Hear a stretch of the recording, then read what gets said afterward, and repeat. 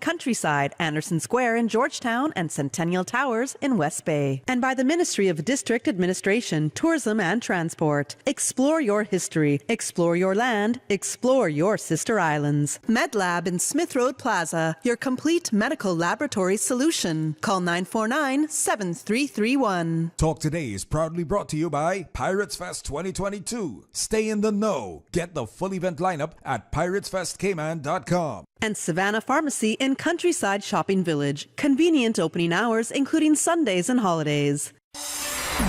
Radio Cayman's Talk Today, the Cayman Islands' foremost listeners' participation program. We ask our listeners to avoid statements or comments which are abusive, derogatory, malicious, or defamatory. Do not use any indecent language or make any statement which is false or misleading. Email talktoday@candw.ky or call 1-800-534-8255. Courtesy of Flow. Cayman's #1 network that connects you to your world like never before. Let your voice be heard. Once again, here's your host, Sterling Dwayne Ebanks.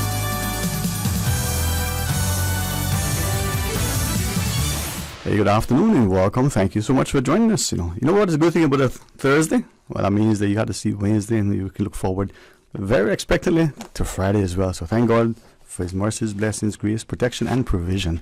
Well, in the studio, we have the can I get an amen, sister? Honorable Julie Lando Conley, she was in the studio. She said, let's start with a prayer. Something Mr. Loxley Banks said to me, why don't you do that publicly? I try to do it privately before I come in, asking for grace and guidance, because I don't know about you, but sometimes I talk, I can get in trouble. I mean, just saying. Well, that wonderful voice, and if you are tuned in and you wish to log on to our YouTube, I know Miss Norma says to me, boy, try to promote that more, get up with the ages, you're not as young as you look. I prefer to be in person, break bread instead of doing it virtually, do it physically. So I'm honored to welcome Honorable Catherine Ebanks Wilkes, MP for West Bay. Central. West Bay. Central. You might think I'm emceeing a show. No, I'm not.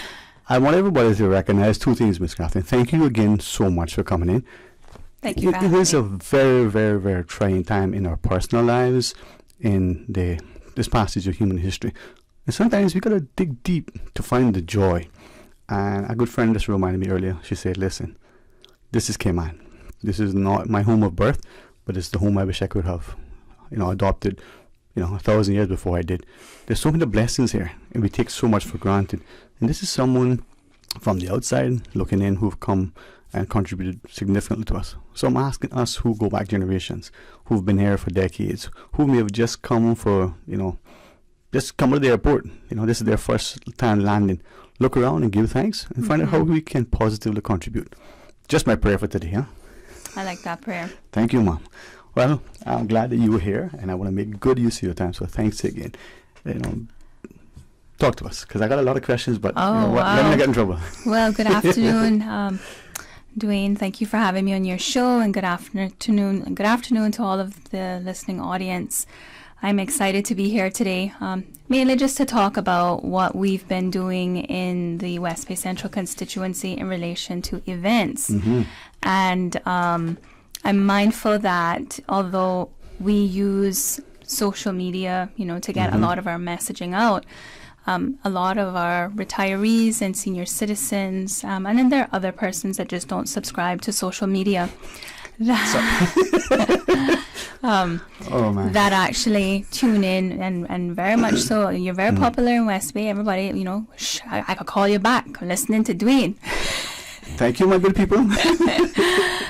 My mama did her work. Yes. So I thought I would come on to the show today just to share a bit about what we have coming up for the month of November in the West Bay constituency. And I appreciate you taking time. And for what it's worth, I know that many of us place incredible, sometimes, just too much, demands on our elected, and you make yourself available, and the community, I think, as a whole, start to appreciate that we work together.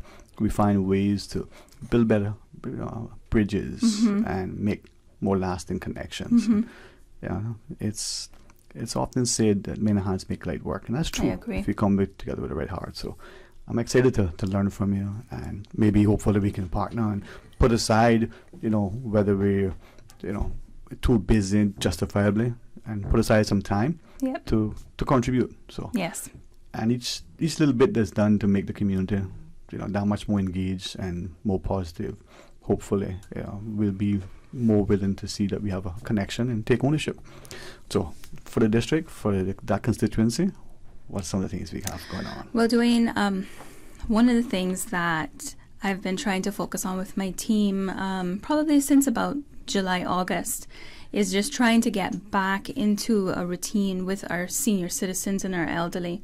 I think that COVID has really impacted, the outgoing events that a lot of our senior citizens used to attend regularly. And I know we're just coming out of, October, where it was the month where we focused on elderly. So we kind of took that month to scale back and really support the events that were put on by the DCFS. And I think it was August, we had our first event where we decided that, okay, now we're learning to live with COVID. We're going to get our seniors out of their house, and we took them out on a field trip. And I was sharing with Minister Jay, my colleague, the idea that I had to get them out and take them for a drive. And he's like, listen, man, bring them up to Northside. We'll cook up some fish for them. And so we actually did a little partnership where the senior citizens and retirees from West Bay took a drive to Northside and met up with the seniors from that district. Mm-hmm. And they were able to play a lot of games, and we had fried fish that was cooked by Minister Jay and his wife and their constituency team. And from there, we've just continued to try to host at least one event per month. The month of September, we held a seniors art day at the constituency office, and that's where the wheels started turning in my mind about trying to get more involvement with art. We had two constituents in West Bay Central that are artists by nature, and so we had them come out and they did an art class, and it was amazing to see some of the pieces that our senior citizens created.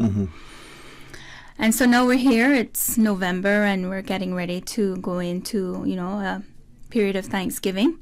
And then right after that, you go into Cayman Thanksgiving, right? I think a lot of Caymanians have now started to acknowledge American Thanksgiving. So we wanted to have a special lunch, one to invite the seniors from Northside. So again, it's another joint approach with myself and Minister Jay. So he's going to be bringing down the seniors from Northside just so they can get back down in West Bay and visit with the West Bayers and just have lunch together. Yeah. It's amazing, and that's the thing. We hear stories that, like just since we speak in West Bay Northside, you go across the North Sound by catboat and interaction. And so why not continue that sort of historical perspective, but maintain that cultural connection, but importantly, give our people that for many of us, we talk about living on Grand Cayman or the Brac and not seeing the other sister island, but there are many of us who live in one district. And a friend of mine shared with me just the other day, he has a family member in his district who has not left the district proper. Well, I was just going to say that a lot of, especially seniors, and especially in the eastern districts, they don't seldomly leave their districts. But we find that in West Bay now too, right? Well, they up in East End, they're so close to the ocean, North side too, right? Yeah, so. And they can still see it. Anyway, that's not good.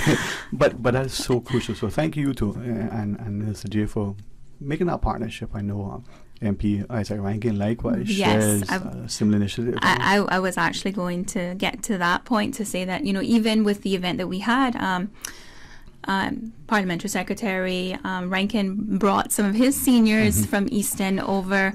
So it's already starting to grow, and that is the vision that I have, is that at least quarterly, we get all of our seniors from every district together. I know that there are lots of MPs that are doing things, within their constituency office for their seniors, whether it's taking them out for breakfast or doing whatever activities. But I think it's important for us to get them together as well, so that they can see people that they knew from, many years ago that they don't see very frequently.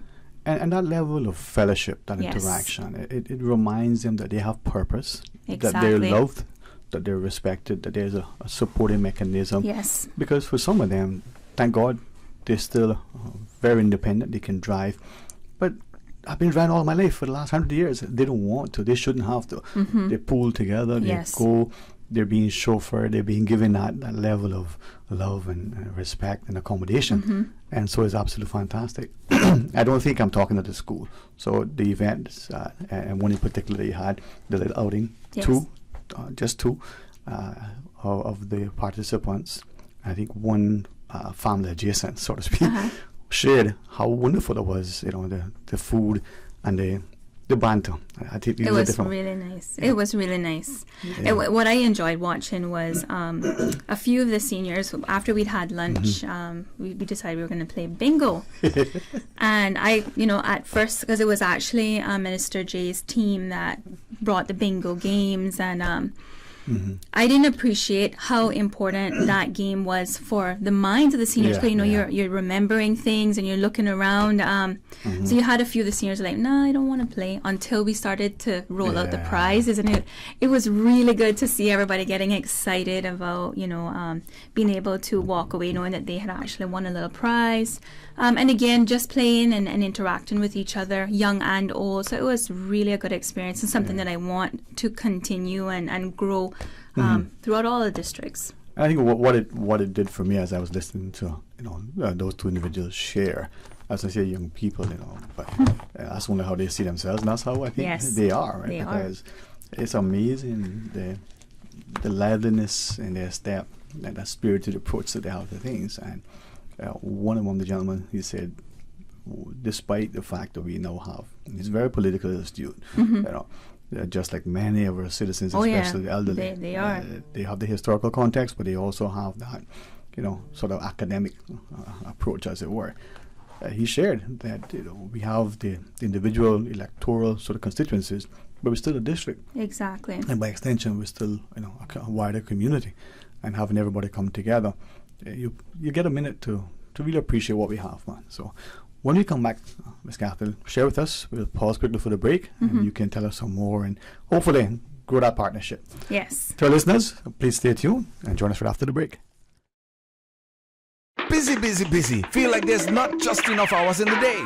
Savannah Pharmacy, service to make your life easier. Now you can WhatsApp your prescription order to 929-5045. And pickup is just around the corner with everything your family needs and convenient opening hours including Sundays and holidays. WhatsApp your prescription order to 929-5045. Savannah Pharmacy, wholesome values with modern conveniences.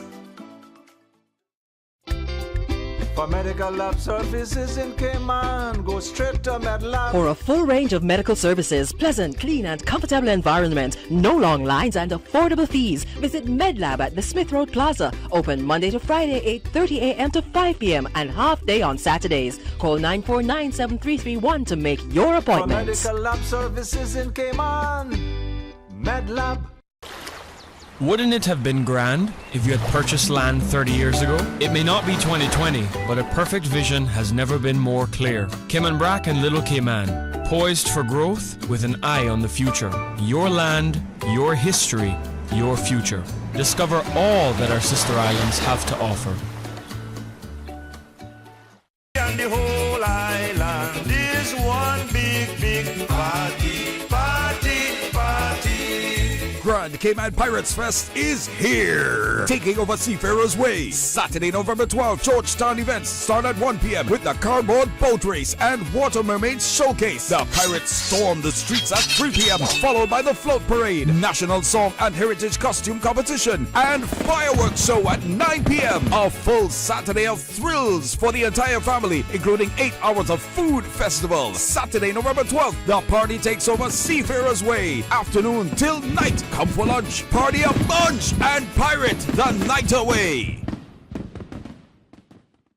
CUC reminds you to always be aware of power lines. Before operating machinery, erecting scaffolding, trimming trees, drilling wells, digging holes, or carrying out construction work near overhead or underground power lines, always check with CUC customer service team at 949-5200 or via email at service@cuc.ky to ensure your plan of action is safe. Safety first with CUC.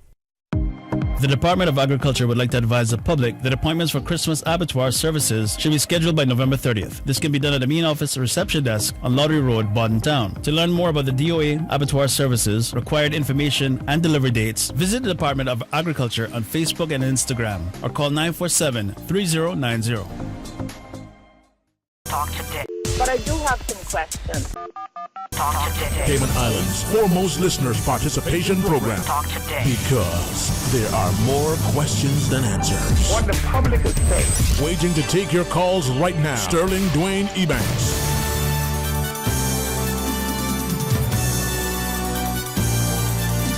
Hey, good afternoon, welcome back, and thanks so much for joining us, and thanks too to our wonderful guest, the MP for West Bay Central, Ms. Catherine Ebanks Wilkes.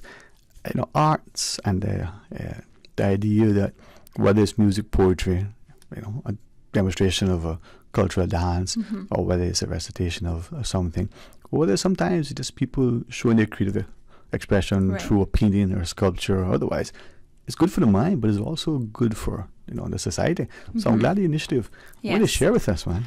Okay, great. Well, let me just tell you a little bit more than about the details of the seniors event for those seniors who are listening that are interested. So it will be on the 23rd of November from 11 to 2:30, and we're asking for residents to call the constituency office for West Bay, 926-1717, and if you're North Side, 938-3724. And one of the things that we have identified with our seniors is that a lot of them spend their free time focusing on their skills and their hobbies, which is either thatch, or some of them do artwork. Some of them do cross stitch. I even ran into a senior the other day who makes jewelry. So we wanted to encourage them in their hobbies by kind of replicating what was done for Heritage Day and allowing the seniors to bring their products out, and we try to create a little artisan market.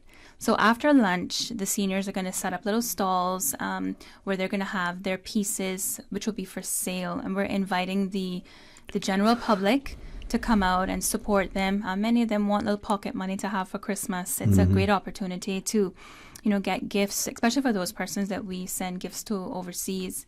And I also want to express that this is not just for our senior citizens. We also want to encourage all artists. I actually saw some artwork from a young lady a couple of months ago that just blew my mind away. It was like animation, and I saw Disney. I saw this is the stuff that can take you to Hollywood. But let's start on a constituency level and promote our artists to come out and get their work out to be seen and acknowledged. And then that just led into another thought process, which then made the event something that will transition into an art space in the evening. Earlier this week, I did a post about STEM, and I talked a bit about arts. And so that's the space that I want to create in West Bay, whether it's monthly or quarterly. We're just going to try it and see how it goes, see what kind of support we get. But in the evening now, starting around 3 p.m., we're going to have live music, karaoke, flowetry. So we're inviting, all artists, young and old, to come out, bring your instruments. If you want to play, there'll be band members to play along with you. I know that we already have Miss Isadora, or she's known her stage name Izzy. She's going to come and she's going to perform for the seniors while they're having lunch. And, call me biased, but the best bass player on the island, Mr. Michael Wilkes, he's going to be... I don't think that would be... He's going to be playing along with Izzy and any of the other musicians that need some backup with bass. But we're calling out all bass players, all lead guitarists, drummers, come out and let us come together as a community and have a space where we have live music and food and art. And I just think it's going to be an exciting opportunity for us to promote more unity in our district. I think that we somehow along the way have lost that togetherness. And so this is, yes, I think this is a way to bring people together, food, art, music. So I'm excited. And I just wanted to make sure that, everyone on your wave space can hear and know about what we're doing in West Bay on the 23rd of November.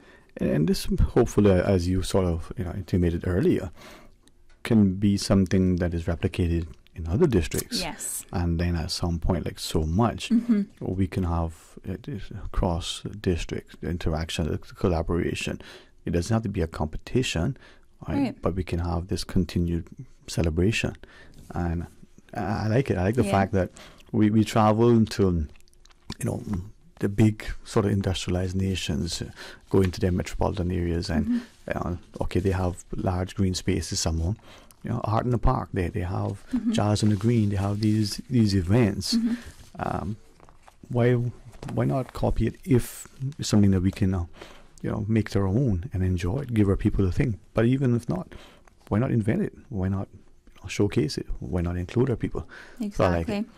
And, I want to give a little shout out to Parcel 110 because they have been doing a lot to promote, a lot of local art.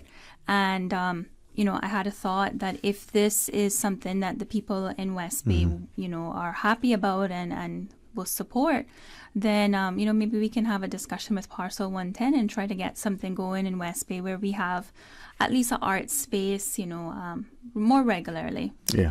And this is where I think for too many, we don't see the incredible value. Now, I've said this as a child. I did not quite understand it then. I still stand by it now, but not indignant, not dogmatic, not so adamant that I'm unwilling to rethink it. I did not like then, I do not like now, nursery rhymes, especially that one about Rockabye Baby in the Treetop. Like, logically, that didn't make sense to me. That was terrifying.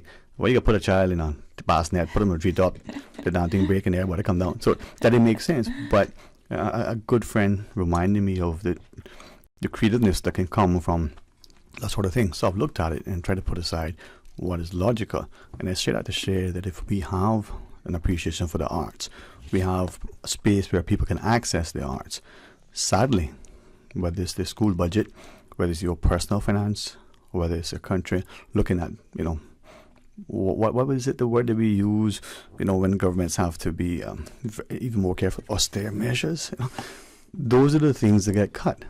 And yet, those are the things that we subscribe to in our leisure, in our retirement, when we have, extra disposable income. But look how fundamental they are to history, but also to our own presence of mind. So if we have a space, whether it's under mango tree, whether it's a dedicated, covered, air-conditioned, fully functional modern building, we need these spaces. Yep. But we also need subscription. We need us as people to go and showcase. I'll be the last to get up there and do poetry recitations or play the bass guitar. But boy, I'll go and laugh and have fun. And you know what?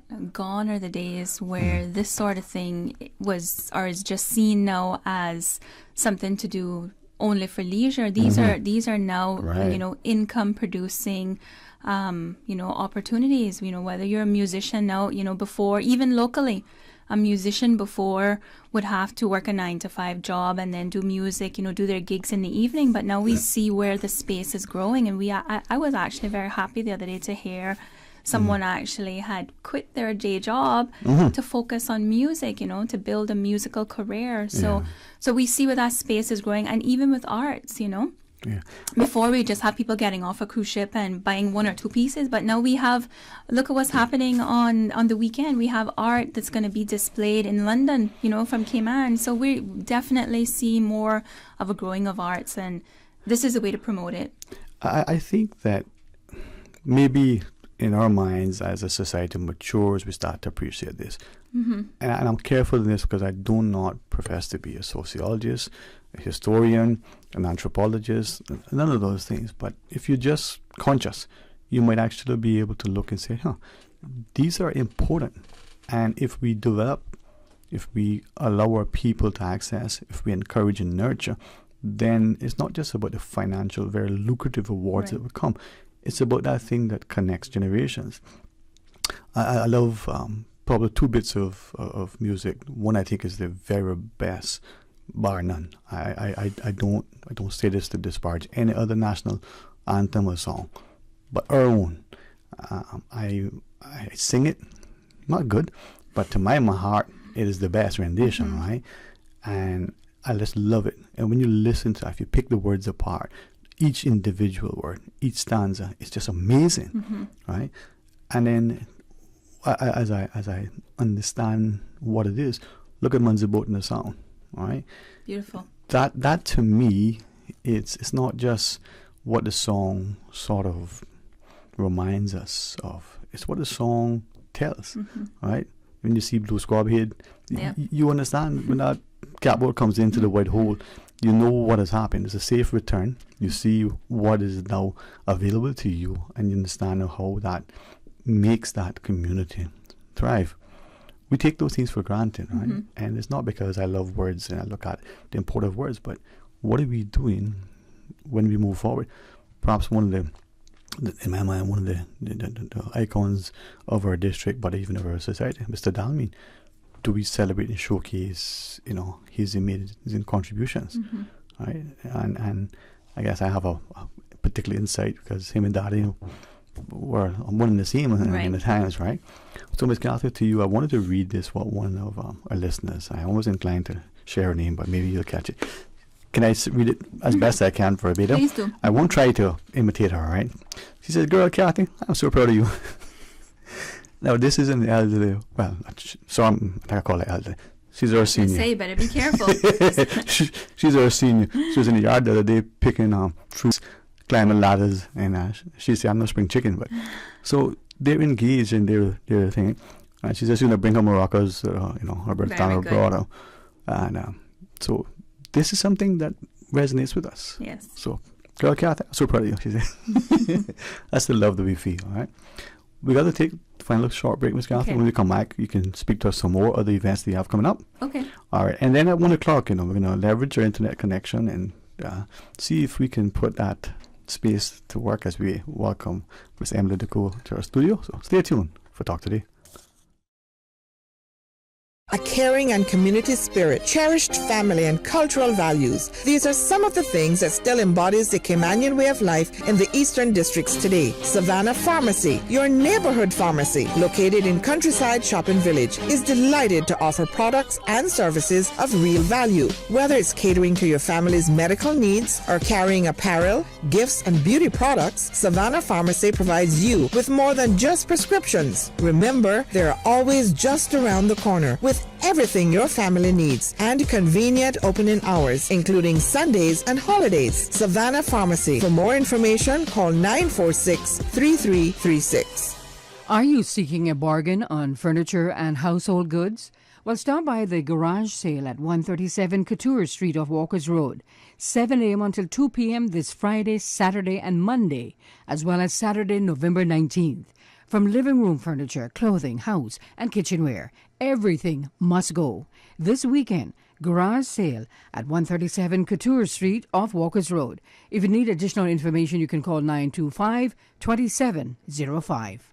You see how hard it's raining? Yeah, and I don't have time to fight traffic and get my lunch from Subway. I have so much work to do. Why don't you order Subway by using the Let's Eat or Bento app? Save time, stay dry, and get your sandwich fast. I never thought of that. Great idea. I'm going to order now. Order me a veggie pizza while you're at it. And a cookie platter for the office. Too busy at work or home? Is the rainy weather stopping you from dining out? Order your favorite Subway sandwich, wrap, or pizza through the Let's Eat or Bento app with fast and reliable delivery. Subway, eat fresh. For medical lab services in Cayman, go straight to MedLab. Blood test, x-ray, and mammogram, all of that is MedLab. Affordable fees and friendly service, a full professional team. MedLab is always comfortable. MedLab is always clean. For medical lab services in Cayman, MedLab. And the whole island is one big party, party, party. Grand Cayman Pirates Fest is here. Taking over Seafarers Way. Saturday, November 12th, Georgetown events start at 1 p.m. with the cardboard boat race and water mermaids showcase. The pirates storm the streets at 3 p.m. followed by the float parade, national song and heritage costume competition, and fireworks show at 9 p.m. A full Saturday of thrills for the entire family, including 8 hours of food festival. Saturday, November 12th, the party takes over Seafarers Way. Afternoon till night. Come for lunch, party a bunch, and pirate the night away. The Department of Environmental Health would like to advise West Bay residents to get their bulk waste ready for collection from November 7th to the 12th. Household appliances, furniture, and other items too large to be handled by the weekly DEH collection crews should be placed by the roadside where it is easily accessible to DEH collection crews. Metals and vegetation should also be separated from other bulk items. Do not obstruct the roadway or storm drains or place tires, construction and demolition waste, hazardous materials, or electronics. For more information on the West Bay bulk waste collection from November 7th to the 12th, please contact DEH's Solid Waste Management Team at 949-6696. Talk today. But I do have some questions. Talk today. Cayman Islands' foremost listeners' participation program. Talk today. Because there are more questions than answers. What the public is saying. Waiting to take your calls right now. Sterling Dwayne Ebanks.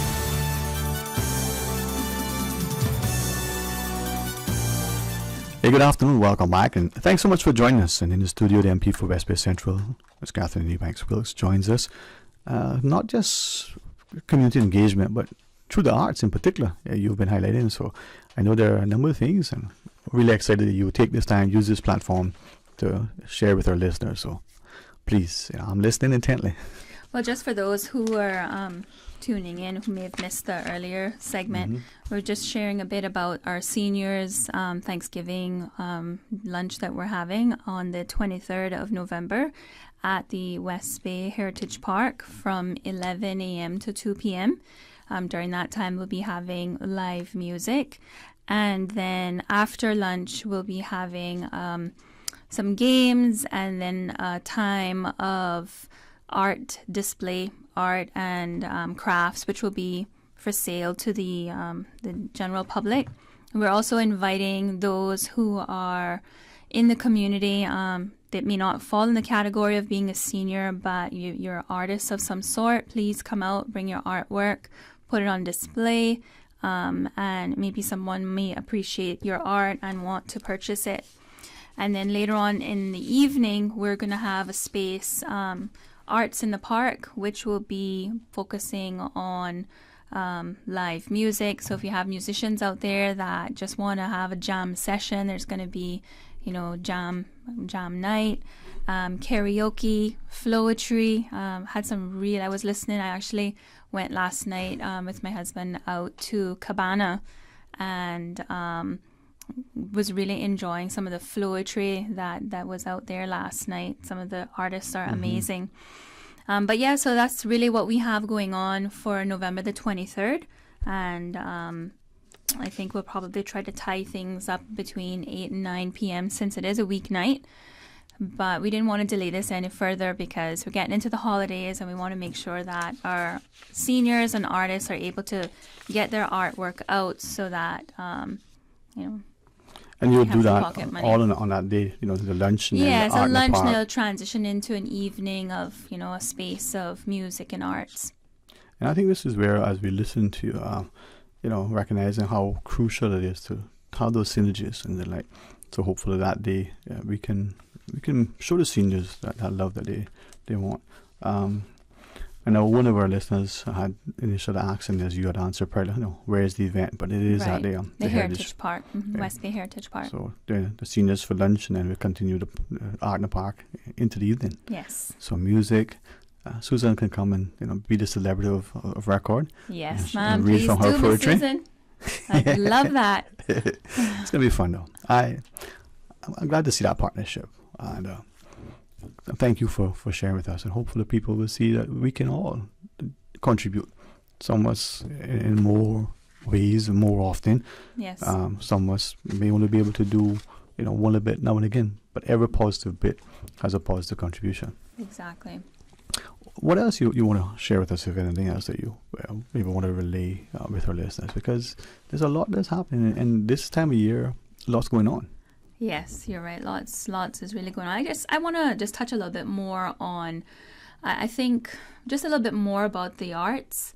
Going back to talking a bit about STEM, or now STEAM. Mm-hmm. I just want to encourage, all those artists out there who are listening, and parents who may have students that are, budding artists, to just continue to promote it, encourage it, because I think that it works hand in hand, art and music, just with, our well-being, our mental health. That is something that our seniors has shared with us, right? How important doing their little thatch work or their paintings, how it has really helped them to navigate through such a stressful period of time. And you never know. I mean, some people out there struggling with anxiety, post-traumatic stress syndrome, and some of them, they take art to be their place of, solace. Mm-hmm. So I just wanted to say, let's really, even if you're not an artist, I'm just encouraging those from the public to come out and encourage our artists who are, trying to find ways to, navigate through, whether it's, some of those feelings that I just talked about, or, maybe they're just trying to build their confidence up. So having a good turnout and having the support for our artists will be really beneficial, to them and to the community as a whole. And the thing is that we see through art, like I said, therapy. Exactly. We see it being not just therapeutic, but for some, it just gives them a sense of accomplishment. Mm-hmm. Maybe they've always wanted to pursue it, we increasingly are encouraging many of us to say, listen, you have this job, this is your career, you're great at it, but it's not your passion. For some, they have to do it in their spare time when they have time. And why deny that potential, reward? Maybe this will give that budding artist, a greater sense of encouragement. Yes. I harken back to not just the arts as we know it from the poetry and the plays and, the other performances that may come, but look at the debating, look at the production sometimes in our schools. It gives a sense of confidence. Mm-hmm. I think the country right now can be, I'll ask you, not only because you're a great lady, not just because of the office you occupy, and not just through MP, but as a deputy speaker, but just as a parliamentarian in general. Chad Powell Jr., his recent, address before, or within the UK House of Commons, good North Sider, probably because he looks towards West Bay and gets the breeze, but we won't say that to his father. That was an amazing presentation. Not just the eloquence, but the passion, the sincerity, that respect. And yet, what are we doing about that? I share that 10 plus years now because of the students I work with. The concern that they may leave Cayman, the concern that they may not have the Cayman that they can embrace. They just can't afford it. It takes the wisdom of the youth, their plea, their passionate plea. Maybe we'll hear it, and maybe we'll do something that is not knee-jerk. And I say this to the country. Don't point the fingers at the politicians. Look at ourselves. What are we as a people doing? How are those two are connected in my mind? Well, you come out to the Art and Park, you'll be a part of what our seniors are doing. You might be inspired. You might be nurtured. You might be that person that say, what, I can do this. Whether it's through your, immense treasure. It may just be, I only got, 2 hands, but I can contribute. It's the willing heart. Let me just touch a little bit on what you said about Chad. I again use this platform now to congratulate him. I did it on my social media page. I watched him live and I was really proud of him. mainly, yes, the message, obviously, he spoke on issues that we are facing as a country right now, right? Mm-hmm. But also his presentation, Yes. his confidence, the fact that he got up there and he did something quite different than a lot of the presenters did. Yeah. He actually spoke. He didn't read. Yeah.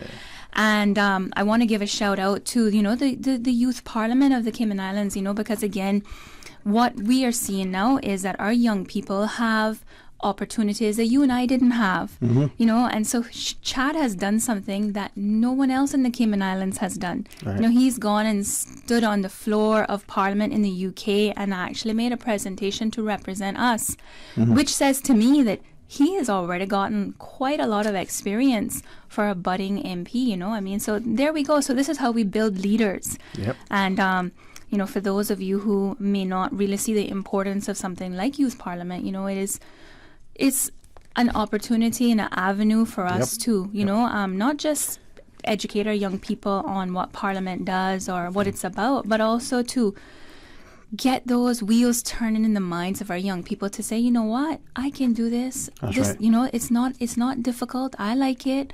I actually did well, when we debated, or some of them walk in there and they have never debated before. They're not confrontational. They've never actually presented anything, on the floor. And if you watch them when we get down to the debate, it's like, wow.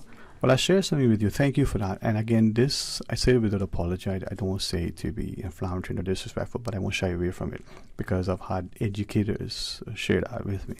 This is something that we need to encourage, but it needs to be for our Caymanian children. Yes. When they walk into our House of Parliament, as we call it now, they need to be us. Chad's presentation was incredible. The fact that he spoke an impassioned plea, but he spoke in a way that I understood. I could hear that, this is a Caymanian child. There was no, and that means nothing. And there's a fellow, he doesn't give me permission to quote him publicly, but he said that's one of the biggest downfalls in this country. We don't seem to be proud of our dialect or accent, the importance of how we sound. I make no apology. I may speak fast, but I'm me. You're right. But in addition to that, we also need to encourage our Caymanian children to sign up and register for these type of, because the participation that comes forward to Parliament is really those who apply. Right. So, again, it's a plea to the parents out there, if you have a child that is, challenging, answers back. Talk too much in school? Yes. Talk show host for each other? Yes, and I also want to just take this opportunity to also give a shout out to the staff at Parliament. They spend a lot of time working with the young people. The Clerk of Parliament, Ms. Zena, and, her team, they spend a lot of time working with the young people, preparing them for the debates, which are a result of all their hard work.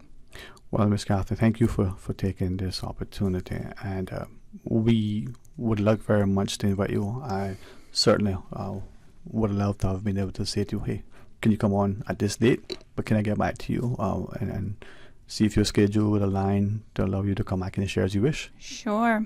Love to come on anytime. Talk about anything. Maybe you can ask some of the audience to flick through some topics that they'd like for us to discuss, and then we can schedule another show. There we go. See that?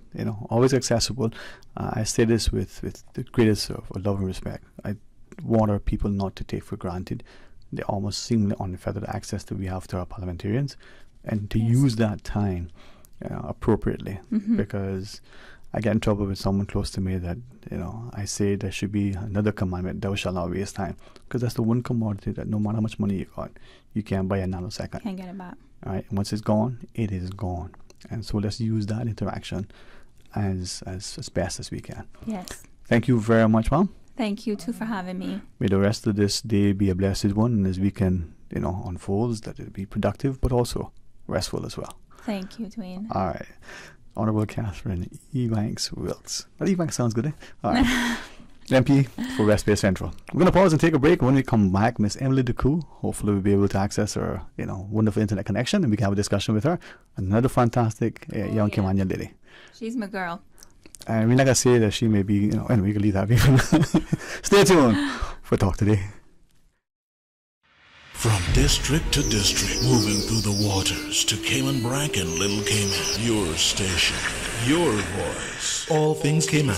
One radio, many people. This is home. Radio Cayman in the Cayman Islands.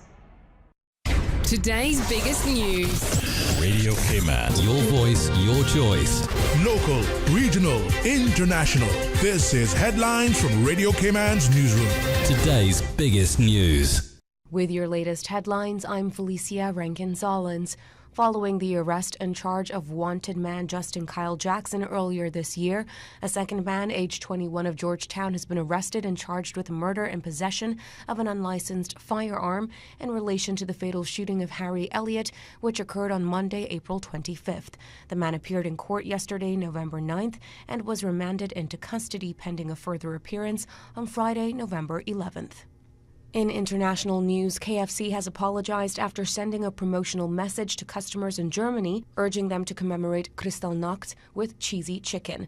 The Nazi-led series of attacks in the country in 1938 left more than 90 people dead and destroyed Jewish-owned businesses and places of worship. It is widely seen as the beginning of the Holocaust. The message, heavily criticized for its insensitivity, was later blamed on an error in our system. The fast food chain sent an app alert on Wednesday saying it's Memorial Day for Kristallnacht. Treat yourself with more tender cheese on your crispy chicken. The Taliban have banned women from visiting all parks in Kabul, excluding them still further from public life in Afghanistan. A spokeswoman for the Vice and Virtue Ministry told the BBC those managing parks in the capital had been told not to allow women in. The group claims Islamic laws were not being followed at parks. Women's rights and freedoms have been severely restricted since the militant Islamists seized power in August 2021. These are your headlines. I'm Felicia Rankin-Solins. For the latest in news and information, follow Radio Cayman on social media, Facebook, Instagram, Twitter. Download the Radio Cayman app or log on to our website, radiocayman.gov.ky. Radio Cayman is pleased to feature this special Sister Islands historical vignette, brought to you by the Ministry of Tourism and Transport. Explore your history, explore your land, explore your Sister Islands. Born in Creek, Cayman Brack on the 25th of September 1939, Henry Mansfield Connolly was the third of 8 children for Henry Kitchener and Olive Connolly. As with many of the men of his generation, he went to sea at the tender age of 15 and worked for Mr. Southwell and National Bulk Carriers for some 30 plus years. During this time, he rose from being an oiler pumpman to the post of second engineer after completing correspondence engineer courses from a school in New York. He sailed on many ships, including the Universe Leader, Universe Defender, or Titan, or Venus, or Meteor, or Transport. After his tenure at National Bulk Carriers, he was one of the few Brackers who worked with Cayman Energy Company doing the ship-to-ship oil transfers off the island in the 1980s. After a medical injury, he retired from sea and started his own plumbing engineer company, C&H Plumbing.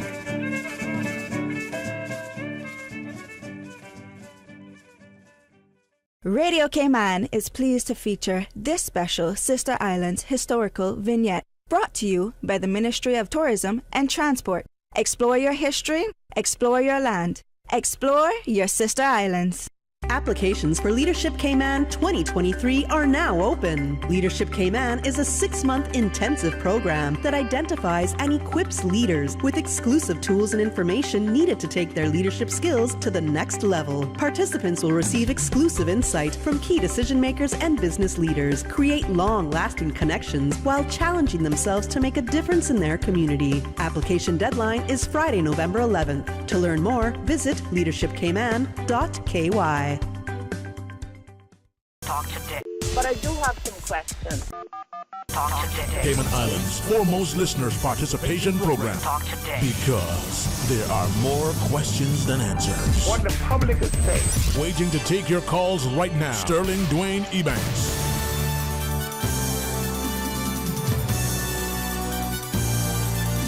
Hey, good afternoon and welcome back, and thanks so much for joining us. It is truly an honor to be able to sit in this seat in this studio with such a fantastic team, with the incredible leadership of Miss Norma and Miss Paulette, and to have had the opportunity to speak to our MP for West Bay Central, Catherine Ebanks Wilkes.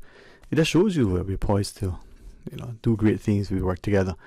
With that, I'm also honored to welcome, via our sort of technological links, the excellent company of Miss Emily Decoux. Many of you may know her and her family. You've probably been consciously aware of her constant advocacy for ensuring that we're looking at things to make us sustainable. So as a sustainability advocate, perhaps best to tell her, one of the former members, that tossed the hat into the political arena. It shows you again, like Chad Powell Jr. that we referenced earlier, our young people. For that, anybody under 100, we can see that they have incredible interest and passion. They have much to offer. So as a member of Amplify Cayman, a sustainability advocate, honored to be able to welcome Miss Emily Decoux to the studio. Hey, good afternoon. How are you? Good afternoon, Sterling. Thank you so much again for your time and for inviting me on the show and for such a humbling introduction. Good afternoon, Cayman, and to all who are listening. Well, I am so grateful that you were, able to arrange your schedule. I know you're extremely, engaged. We want to hopefully maybe have you, if you're so inclined, share with the listeners some of the things that you're doing now. But I'm really, honestly, I'm really, really privileged to know that we have people like you. If it's okay, can I say young people, because I wouldn't want to be included in that category? No, we're all young people. We're all alive today, and we're only as young as we are in our minds, right? There we go, man. There we go. And it's important that we do just that. We work together, and we work, in a way that makes us appreciate what's important. So thank you for taking time and joining us. So how are you today? I'm so well, thank you. I am grateful, and the privilege is all mine to be on here today, Sterling. Honestly, it's always like talking to an old friend whenever you and I catch up. It's a real humbling privilege to be compared to the likes of young people like Chad Powell, who, I couldn't tell you how proud it made me to see him in the UK House of Commons speak so eloquently and passionately and from his soul. I wish I was there to just stand up and clap and be like, go Bobo, like, you just took the words out of so many people's mouths. Yeah, man. And I hope giving such an important topic, such a international stage, will bring the attention to this that is needed. We've really woken a lot of people up to something that's facing a lot of people, and is going to be facing a lot of people with future generations to come unless we really do something now. Right? And that's something that I kind of want to talk about today, is how can we in each of our lives, as Caymanians, as people who want to contribute to shaping how we want the future generation to be taken care of as well, right? And there's no one size fits all, but it can be quite intimidating. And to me, I think that success is the sum of small efforts repeated day in and day out. And when you know better, do better. But of course, there's so much information, and sometimes you just don't know where to start. So I say all that to say, I'm very excited to announce, and you and I have discussed this previously, but I have officially opened and started my own consultancy firm where I can help folks answer those questions for themselves, because like I said, there's no one size solution for everybody. Some people will have families, some people will have really athletic hobbies and no family, and just different lifestyles require different ways of living. So that's kind of where I come in, right? I've through life, through studying, I've learned so many different ways that people can just make small adjustments in their lives in ways that over time translate to massive changes and really positive changes, both on their wallets, but on the planet. Mhm. And, it also will help the local economy. But, that all being said and that aside, the business aside, it is something I'm extremely passionate about as a young person who wonders for myself what my future in Cayman will look like.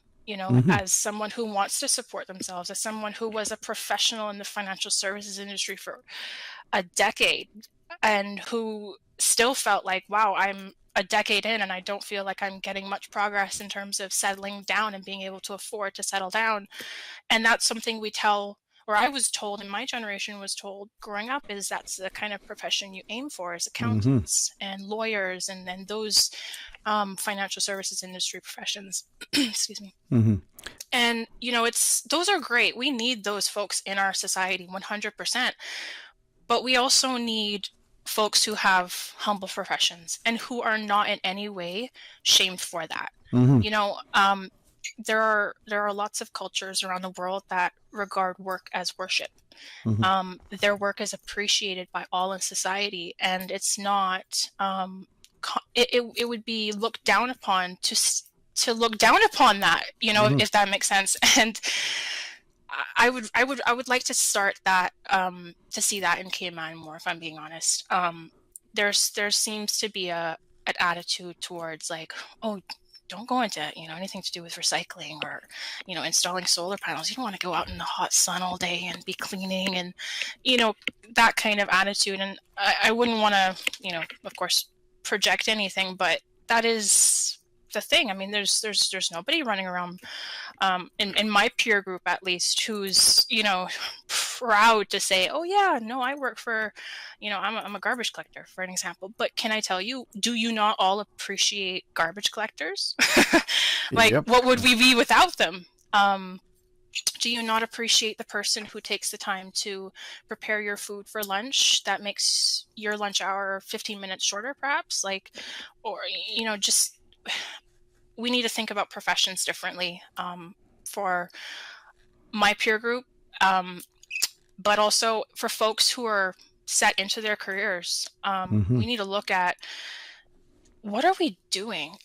And when I say that, what I mean is, are our actions aligning with our values, in the sense of, when I looked at my values as an environmentalist, and then I looked at my profession in the financial services industry, and I saw that there were a lot of solutions when it comes to making sure our financial services industry works in favor of the planet and people.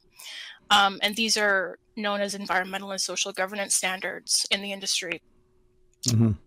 These are very well known. There's no reason not to do them unless there's an economic reason not to. And that's generally what prevents these standards from being the standard. Now, imagine that being the standard. Like, just sit and just imagine that you go to work every day and all you do all day is work in favor of those standards. Would you not feel more fulfilled? And would you not feel like, yeah, I know my work is going to ensuring that, a young Caymanian's registered office services are provided for, as an example, their accounts are being managed, and that's a young person who provides a really important service to the community. For example, let's think they're a hydroponic grower, and they just have corporate needs for their business, but you have all your clients are that type of client. Wouldn't that be amazing? And that's, if I can, I always say, if you can envision it, you can have it. Yep. And I just think it's all about getting people to just think a bit differently when it comes to life. And that's big, but really and truly, it's the here and now. It's gonna be our future, our present, and our future generations' future, and that is defined under the umbrella of reciprocity. It's sincerely, altruistically caring for and protecting the resources that in turn support our existence. this is what our ancestors have done for millennia. Mm-hmm. It wasn't even a second thought, right? Our cultures are formed on how to survive based on the resources around you and managing them appropriately, right? And it's only really in the last, I'd say maybe 200 odd years with, like the likes of the Industrial Revolution, that people are getting rather detached from how things, were done, as, Mama would say back in the day. And, it's not long ago, huh? It wasn't that long ago. And, it's crazy to think that in just a few short decades in our little beautiful islands that and it's interesting that you'll go over to the BRAC, and personally when I go over to the BRAC, it feels like I've stepped back in time to what Cayman was like 50 years ago, but yet I come 30 minutes west and it's like I'm in downtown Miami because I'm back in Grand Cayman. It's just a funny little thing. As I listen to you, this is where, as you were sharing, we can tell our children, either as parents or educators, that they can get into the professions, the accounting, the law and the like, but those skill sets are transferable into things that they can use in what some would consider the NGO space, right? Absolutely. And even if they use those skill sets in the space, so for want of a better way to phrase it, you're a trained attorney, you prefer to advocate before the courts, whether civil or criminal matters, you can still be conscious relative to your society and your contributions. You can still get involved in things that may be sort of labeled as sustainability, environmental issues. You don't have to, as a friend of mine who is a great advocate, he says, just because we pass the bar, it doesn't mean that we, ignore our conscience. But I'm wondering if we're looking at this in a way that speaks to not just what life is going to be like 10, 20, 50 years from now, but for us on a very selfish way, and I use that word specifically because economists will probably tell you that many decisions are self-emotionally motivated. You're trying to satisfy wants rather than needs, and your purchases are to satisfy that sense, that thing that gives you utility. But are we looking at that from that perspective as to what life is going to be like for us as we age, God spares life? What services and accessibility, what sort of standard of care, what quality of life are we going to have? Take green spaces. How many of us would love to be able to walk a beach that is endless vista, beautiful shade, not concerned with people questioning whether you're trespassing, and yet have we lost even the potential to develop that? That's such a great question, and I think we have. I think we have such an ability to take what we need, such as what you described, which are resources that once protected, heal us and feed us and nourish us in return in some way, right? The return on investment is so plentiful. It's the gift that really keeps on giving. Clean beaches, but like we were saying back in the day, you go to the sea, you sniff up some seawater, and your flu is gone. Yep. Now what Nana told you to do? Yep. You got a little sniffle, go down to the beach. Pull us off. One and done. Exactly. Take a dip in the sea, right? Exactly. So nobody never went. Well, not gonna say nobody never went fishing and didn't get sick, but very, very few and far between. Why? Eating just pure good fish all day, pure bread kind, and in the sun and the sea and in the nature, and it's just common sense. But nowadays it's sort of viewed as like hippie-ish and tree hugger-ish, and it's like, respectfully, love trees, have never hugged a tree. I just view the value of trees. Exactly. Like I see the value of trees. Exactly. What would Barkas be without trees? Well, and I'm glad you mentioned it. I won't even imagine it. And thank you for saying Barkas. Even imagine. Okay. Absolutely. Yeah, and I absolutely. I've asked you because you have not only the respect of your peers, you have all you immediately demonstrated your intellect. And I keep saying to people, if you think about it, look at two things. Do some reading on accentism, right? How people, and if you just want to concentrate it to what you see in the UK, people get discriminated against because of their dialect, their accent. And we see that within the Cayman Islands, but it also happens in a great nation like the UK, where if you're from one part of the space and they don't think you talk a certain way, just look at the BBC, how it's probably making some necessary changes. So with that, coupled with the whole issue of being able to understand the importance of looking at spaces, preserving their needs, celebrating what they are, and taking back us and seeing it for what it is. Now, it's probably a little too accessible for some of us, and for others, it's like, could you make it a little bit easier to get to? Well, it's worth the ride if you are able to navigate, the sort of unbeaten path. So how do we then, from your perspective, well, actually, allow me to apologize. Let me ask you first, because the one thing that you exhibit that is something that I respect is humility. All right, you just almost in quick passing, you say you set up your consultancy. Could you tell us about that? Would that be okay? Absolutely, Okay. absolutely. So, like going to tie back into a bit of what we spoke about earlier, Right. which is, can we get back to a time of sort of just relying on what's around us rather than gravitating towards the sort of quick gratification stuff, and how do we holistically feed ourselves and our community, because community equals immunity, right? And that's something I want more people to think along the lines of. And to that, yes, there is absolutely a way, and it's learning about how to use the resources around you more efficiently, and that's sort of feeds into my business, which is total resource use and deficiency guidance. Essentially, I help folks understand what they're spending their money on, how they can invest more in themselves, thusly their community, and nourish their homes, but also themselves, because everybody needs, everybody's got a brain, and everybody in some way needs to take care of it.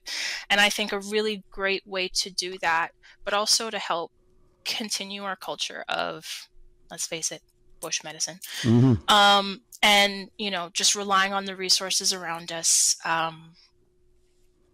trees, ocean, herbs, plants that grow around us, and feeding into community. Because unlike back in the day where, it was a small community, one person would have a breadfruit tree, one person would have a cow, one person would go fishing, and and every family just kind of rotated a supply around them so that everybody was kind of eating a balanced sort of diet and getting nourished that way. And knowledge was passed, and communities were formed, and families were formed. It's possible to transpose that sort of back to today's times. I very much think so. It's really about looking back at our consumption and waste habits, and seeing how we can heal ourselves, heal our community, and possibly save, possibly make a little money at the same time. Learn more about who are the artisans in our community and supporting them, who are the farmers in our community, supporting them, possibly becoming an artisan or a farmer on a small scale, possibly forming your own co-op network in your community, because now you've decided, I want to invest in myself. I want to learn more how I can invest in myself and in my community. And so that's really what the business aims to do. Is I meet with you one-on-one. I get an idea of where we're at, because there are some people who are very, very sustainability minded, and who are making great progress, and who could, just with half an hour of just a quick one-on-one, I could understand where they're at, and probably give them half a dozen suggestions on how they can transition to a more sustainable habit. Or I might have a complete beginner who just wants to say spend less time in the grocery store and more time at home with their family. Oh, girl, have I got the list for you, right? Like, because that's really what it's all about. It's about, what do you want to spend your time on? Is it just shopping and rut? Or do you want to have more conscious quality time with your family, yourself, if you're someone who's perhaps a nomad? Or do you want to spend more time on a hobby? Do you want to find a hobby?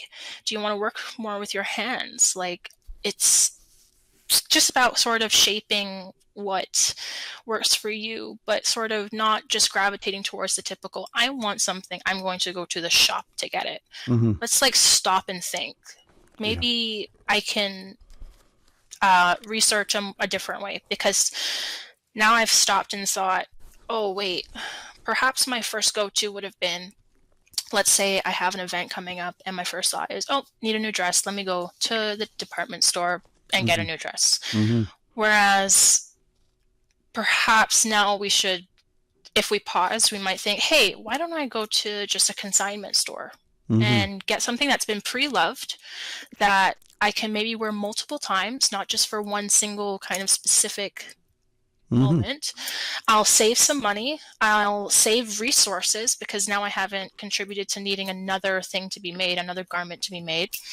And it's going to last me multiple times. But it's just about thinking a bit differently, because now there's things to consider, such as, would you have naturally gone for a product that was, say, locally made, organically made, not going to create any waste in the environment? Chances are no, unfortunately, simply because the market for that in Cayman is just not there.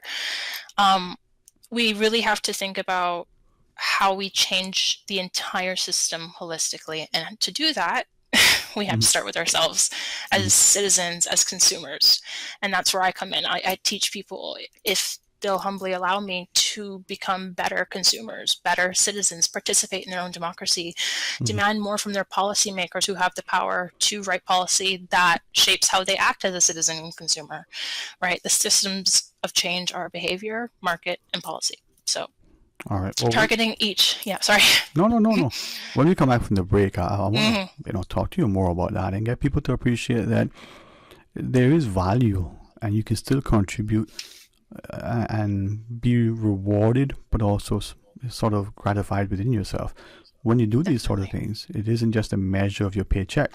And you don't just have to wait until you get to that age that you retire, that space where you're so frustrated that you have to, some people say, check out and look for the good life. Maybe you can strike that balance now and pursue those things that give you, a great sense of purpose and reward, and not have to wait until, well, when I get there or at that time. So maybe we can look into that sometime after we come back from the break, Miss Emily. Definitely sounds good, Sterling. All right. Miss Emily Ducou is our guest. We want you to be a part of our discussion. If you have a question or comment, we'll see if we can even, get Miss Susan's tentacles to extend to all of the little gadgets that we have at the desk. Looking at her through this wonderful window, kind of seeing like she's at Command Central. So shout us up if you want to ask a question or be a part of a discussion. 949-8837 or the Flow toll-free line at 1-800-534-8255.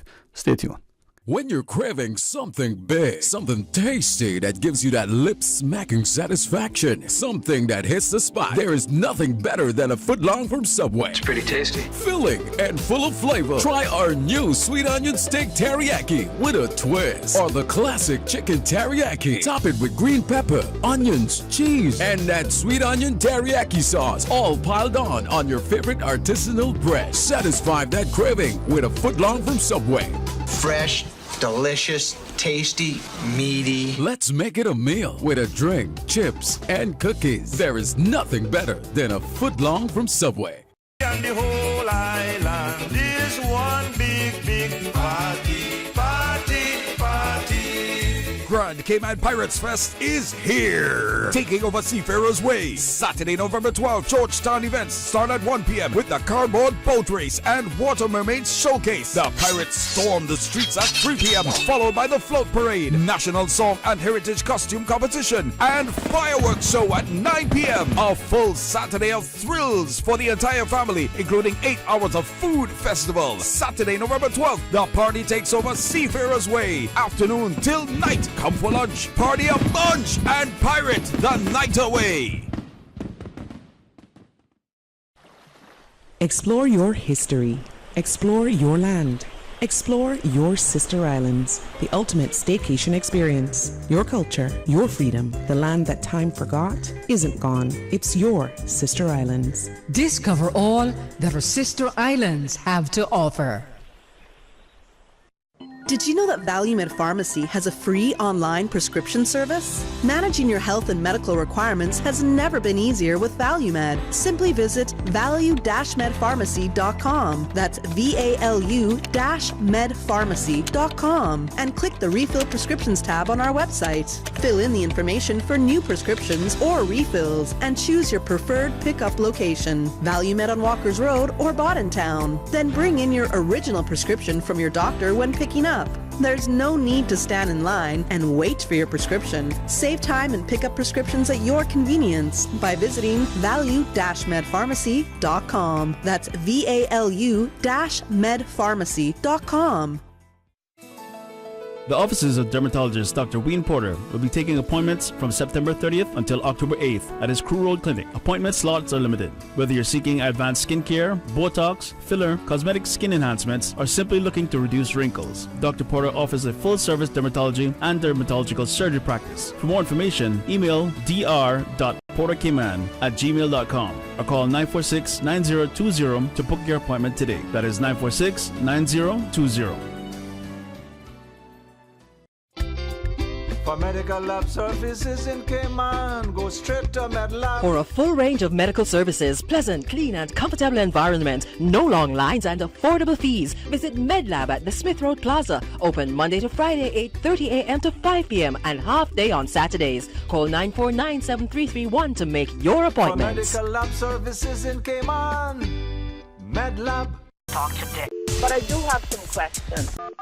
Talk today. Cayman Islands' foremost listeners participation program. Talk today. Because there are more questions than answers. What the public is saying. Waiting to take your calls right now. Sterling Dwayne Ebanks.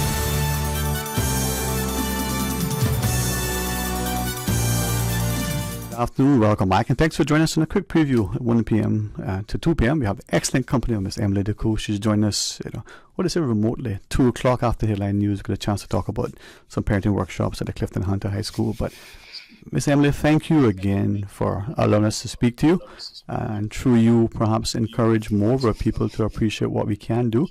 I just want to check, you're able to hear me okay, right? Yes, loud and clear. Okay, excellent. You are almost as if you're sitting next to me. Sounds, yes, same. And I'm glad that we are able to do this. And thank you. Definitely. Because through you, we're being encouraged, we're being inspired, we're also being, reminded that we can do much if we can. I was going to ask you, as you wish, increasingly, to share with us so that we can use our time, our talent, and our treasure, as Ms. Marlin reminds us. But something you said earlier, I'm asking, is it that sometimes, very inadvertently, we will use labels to describe someone who's environmental conscious as a tree hugger, or we'll do something that we saw as a hippie style? But is it the words that we use somehow creating some sort of impediment, within our mindset or our actions? I love the phrase you use, buy a garment that's been pre-loved. Yes. I like that. Yes. No, I absolutely think that our vocabulary is really critical to how we shape our thoughts and our processes around being ethical, conscious consumers and citizens. Mm-hmm. But also within our communities as neighbors. We're all looking for that harmonious community of friendliness and goodness, right? And it's upon each of us to contribute to that. And how do we do that? How do we be the community that we envision? It's just through shared values of respect. But when it comes to our vocabulary, absolutely, I think it does. And when we project stuff like tree hugger and stuff on folks as a negative way to describe people who are practicing reciprocity, like I said earlier, which is our moral generational obligation to care for and protect the resources that support our existence, that's really not helpful. It's not constructive. And it probably is just a certain person's way of thinking due to just the status quo, which has said to them their entire life that the only way to live is to be really, kind of prolific spender, perhaps, like someone who just consumes, doesn't think about the amount of plastic that they're putting into the environment, doesn't even think twice about, oh, maybe I should recycle that, or oh, maybe I should just save that pasta jar and reuse it in the house for something. But in reality, it's like when you think about once both of those two people, the environmentalist versus the non-environmentalist thinking person, after they're both gone, one person's impact is going to be, if you looked at it in piles of plastic as an example, one's mountain is going to be very high and one's is going to be very short because perhaps they composted, they reused a lot of stuff, they only bought things in materials that they could reuse or did so to the best of their ability, because like I said, we have to take into account that not all of the things that we need to be sustainable are available in the market around us or that are accessible to us, because a lot of these products tend to cost a bit more. And for some folks, many times myself included, don't get me wrong, find it inaccessible at times to get those right away. And it's about saving and working towards that, because long term it'll save you a lot of money. It'll help your mental health in some way. It'll solve a lot of your, tick a lot of your boxes. Perhaps it'll help your food security, improve your mental health. This goes on. But all in all, right, we must be conscious of our vocabulary and the words that we use. And we should take pride, Sterling, in being folks who take care of the resources around us. Like, this is our culture. We are folks who built a culture on thatching and fishing and cook food.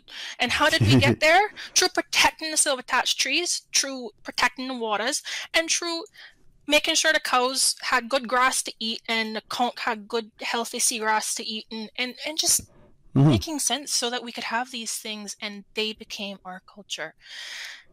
We treasure these things, and in order to make that culture last, that culture, and go forward and evolve and add more to it, that's beautiful, and that will be looked back on 200 years from now as, wow, that's cool, because we're going to all have like great grand generations coming after us who will look back on the things and the decisions we made now and either look at it repulsively or look at it with pride. And I would really like for them to look at it with pride and look at it like, we tried. I think that issue, looking at something with pride, we got to take ownership and we got to respect. And whether it's a case of looking at something and saying, names of a place, to me, it's Barkas, for instance. I'll harp on this forever, and hopefully it won't just be talk. It is not Batamanu, it's Bormanu. If a good West Bay is Bormanu. And it isn't just the spelling, it's the importance of how it's said. I'm encouraged by Captain Paul, who has reminded us that there are many names just within Georgetown proper that are now passed just along the bay from Red Spot to everywhere else. If we lose these spaces because they've been physically developed, but we also lose the names that our ancestors assigned to them, then we also lose in their identity, but we also have a greater risk of losing a sense of purpose. And when I see some spaces now have been rechristened with certain names, I'm thinking, well, why hasn't somebody spoken out against it? And if, as alleged, those now are redrawn and redefined in our official planning documents, lands, maps, and other things, then in less than a generation, we will have displaced and disrespected because we've discarded. No, definitely. We have to be conscious and aware of the history that is imbued in just everything around our, not only our built heritage, look at our maritime heritage, right? And these things that built our nation, and we should take pride in those things. And to the extent that we can preserve them so that we can teach not only ourselves, because, I could still personally benefit from probably a third grade field trip to the museum. I would probably learn 90% more than I know about my own country just from a couple hours, and that's on me. I'm capable of going to the museum, but it's about not only finding the time, making the time, because it's important to you, right? Yeah. But it comes back to, as you said, making the time, and for something that, and I'll be mindful how to say this because I do not want to speak out of school, as it were. Time is something that I truly value, and I don't make the best use of time when it comes to socializing, to that phrase that we've all heard, that work-life balance, because I can do it tomorrow, or I'll postpone it for 5 years. Let me get through this thing now. Yet, what are we doing to enjoy that? And in that passage of time, what is being lost? Those moments, those memories that we're building, those connections that we're cementing. And with that, I wonder if we're understanding, back to what I'm gathering from your ethos, the need to be able to be independent in thought, in finance and the like, but also to be conscious of contributing to the issue of sustainability for future generations. Is it all about money and the third story building that the Deputy Premier, has proposed that we consider to dredging the bluff, to, destroying 7 Mile Beach, to developing Barcas, to, let me be to some perhaps offensive. What if somebody said, let's knock down the courthouse, Scotiabank building, being inspired by the wonderful Miss Consuelo, may her soul eternally rest in peace. She suggested, perhaps we redevelop Georgetown in a way. And what if we made a national park and knock down the courthouse and the Scotiabank building and develop that into a proper green space? I mean, there are so many ideas that so many very bright folks have come up with that, it seems like we've been going in circles and we're just a broken record. So those folks are tired, respectfully. Those folks are just not paid, but they're passionate, and that passionate aspect needs to come through as citizens and as consumers. And I think when I hear you speak about how can we be more social and feed into a more harmonious Cayman, right? Strike that work-life balance. And no, I don't think it's all about money, but what I would love to see are seriously more young entrepreneurs. And not just, when I say young, I just mean more folks from Cayman who know Cayman, who are passionate entrepreneurs. Let's go with that. And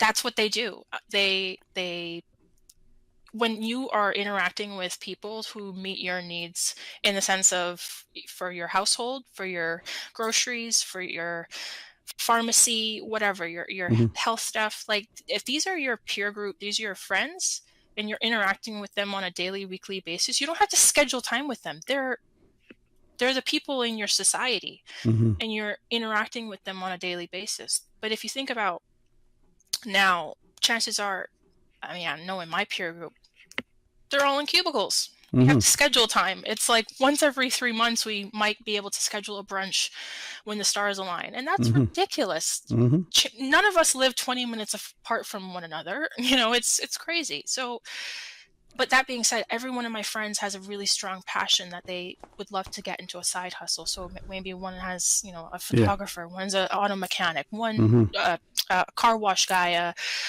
the fashion designer who also makes clothes and stuff. Like, if these were people who had their own shops and they were around, I would be interacting in their businesses, and that would just keep a local economy going. Right. And what do we see now? We see a lot of corporations. We see a lot of sort of just doors and complexes and shops. And it's kind of like you might go into 1 out of 15 shops in a complex, which is fine. There's different shops for different demographics. It's fine. There's something for everybody. They're there for a reason.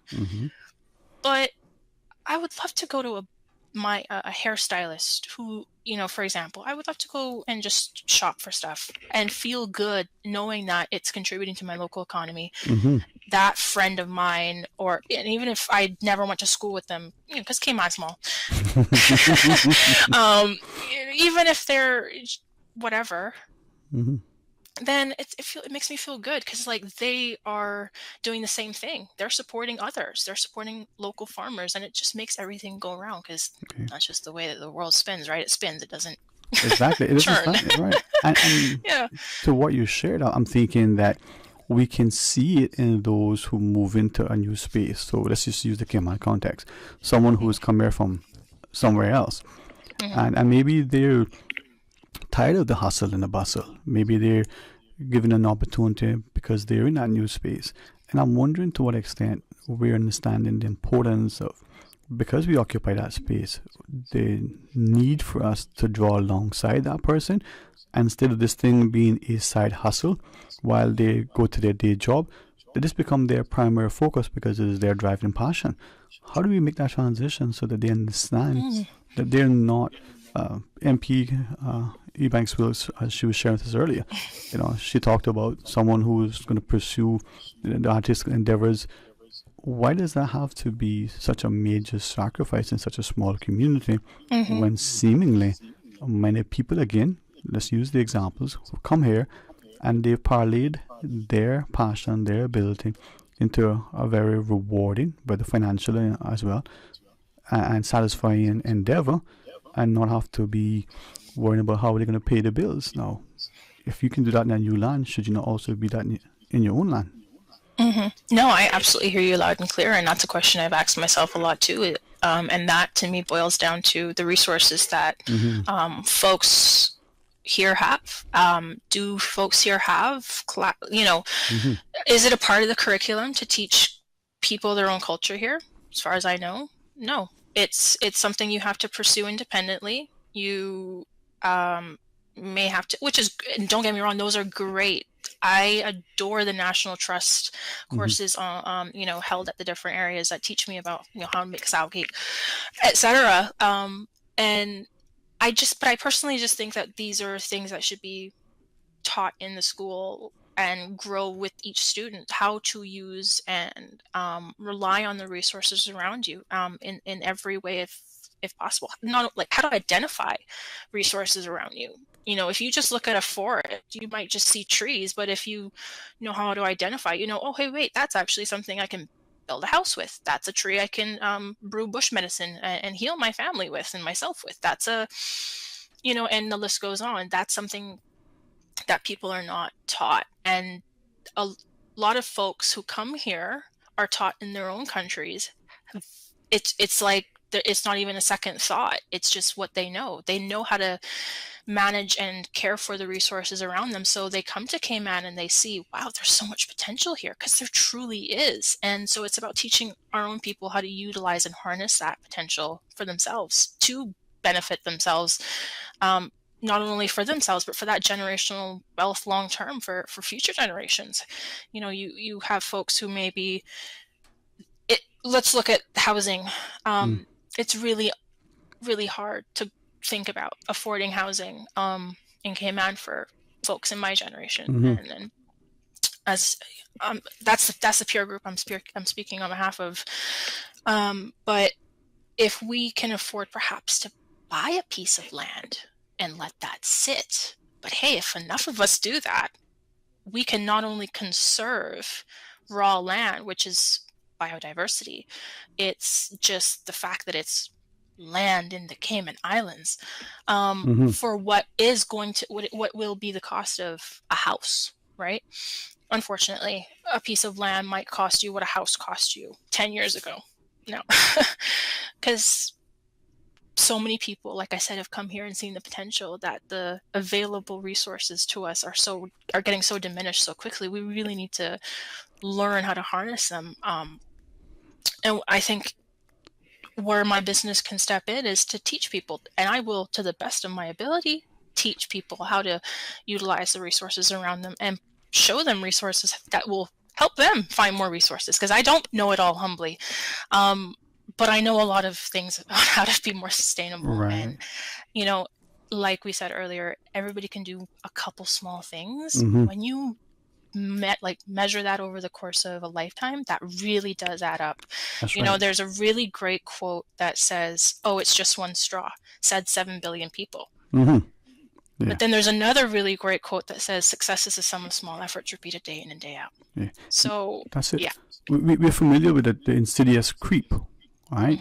But we also understand, incremental change. Can I share two messages from two listeners? Absolutely. One is in reference to when we're talking about how things change culturally, some of the nuances, some of the foods and the like. And I'll just read it as it's shared. But they change up our stew beef neem and how we cook it to shredded. Right? Very, very succinct, and I think it speaks volumes. Let me read this one other from one of our esteemed listeners. This person writes, traditional entrepreneurship takes money. In a society like Cayman, where cost of living is so high and it's difficult for young people to access credit to start up a business, we can only expect very limited small business startups. Use of the internet may help level this playing field in some instances, but the cost of living, access to credit, and in some cases, mindset are the main issues hindering our people. What do you think of that? Is it the mindset? Is it that we have a defeatist mentality? We're being discouraged? I completely agree with that listener. Totally. It really boils down to, do we want to see people become entrepreneurs in our community, and how do we support that, right? So we look at the policy system of change as an example. Do we have a government that supports people with minimal capital to invest in their own business here? On my side, it was extremely economical for me to set up my own consultancy through the Department of Commerce and Investment. The trade and business license was the overall fee, because I was coming in as a small business. There was a great waiver program as an example. So I would say in that way, yes. And then in the other way of needing support from your community, that is definitely not something that everybody has the great fortune of having, unfortunately. And that's something that government could absolutely do better on. If there were more affordable housing options, as an example, so folks may not have to rely on significant family help. That they, and then what? Some people, don't get me wrong, myself included, very supportive family, but sometimes they can only help so much because they have their own life needs, right? So it's that comes in where if I'm a young entrepreneur, I'm contributing to my local economy. That's something my government should see the economic value in and return on investment through. So should have programs and policies in place to support that. And we hear governments talk increasingly, not just in Cayman, but globally, that the small business is the driver of the economy. Now, I know, Miss Emily, we've got probably less than 2 minutes or so left. Yes. Talking to you not just because of the intellect and the eloquence, but the whole issue that you bring such humility and passion to these endeavors. I'm hoping that we may be able to invite you to join us again. Yes, I would love to come back. Definitely. Definitely. As we sort of be mindful of our time and then come to break. Any sort of quick closing points you may want to either recap or remind your listeners, or just share outright? Oh, no, absolutely. Thank you. I just want to say thank you again so much for your time. And, just to say to my Caymanian beautiful community. Like we can do this if we can envision it, a brighter future for ourselves, a greener, cleaner, more shadier, with more trees and a happier, harmonious community. We really can get there. It's within each of us, and I would encourage everybody to, if the New Year's coming up, 2023 is on the way, and if anybody's thinking, hey, I want to be a little bit more sustainable, but holy cow, I don't know where to begin. There's just so much information out there. I would really appreciate the support for my new business. You can reach me via WhatsApp, 1345-324-1193. Just shoot me a message and let's get in touch. I would love to help you become more sustainable. I would love to help you invest in yourself and your community, because that's really what it's all about. Like I said, community equals immunity. Yeah, and if it's okay to ask, for those who may want to go online and look, is there, other than WhatsApp, another avenue to reach you? Definitely. You can book a Zoom meeting with me to discuss anything sustainability minded at calendly.com/true-m. So I'll send that to Sterling so he can put it on the screen, because that's a bit of a mouthful. We will do that. All right. But I'm hoping people will understand, that they're not alone, that there is an incredible resource in you. Absolutely. I'm so passionate to help.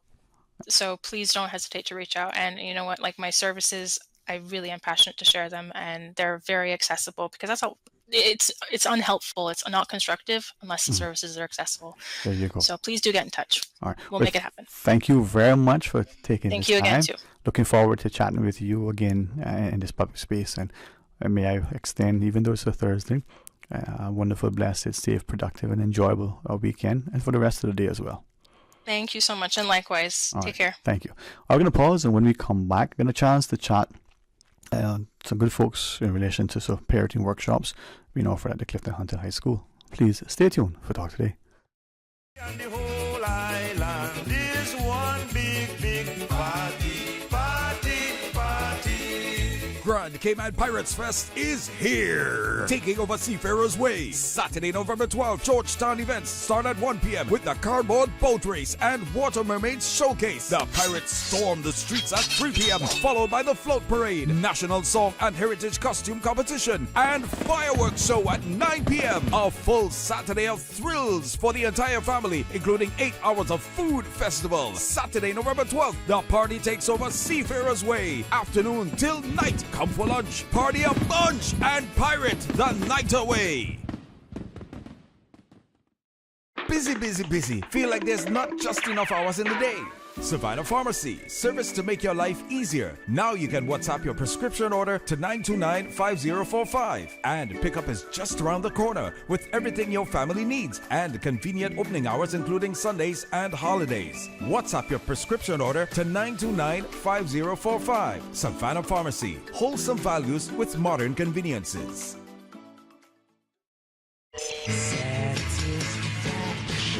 Satisfaction is guaranteed 24 hours a day, whether it's music or information. From Grand Cayman to Cayman Brac to Little Cayman, we've got you covered. You ever hear a thing like that? Radio Cayman in the Cayman Islands.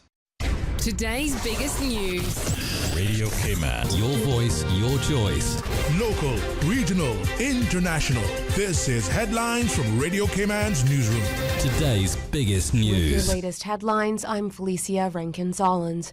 On Monday, November 14th, 2022, the world's largest diabetes awareness campaign reaching over 1 billion people and more than 160 countries will help to mark World Diabetes Day. The theme for World Diabetes Day for 2022 is still access to diabetes care, a 3-year-long push that started in 2021 for better access to diabetes care, as well as an increase in investment in both diabetes care and prevention.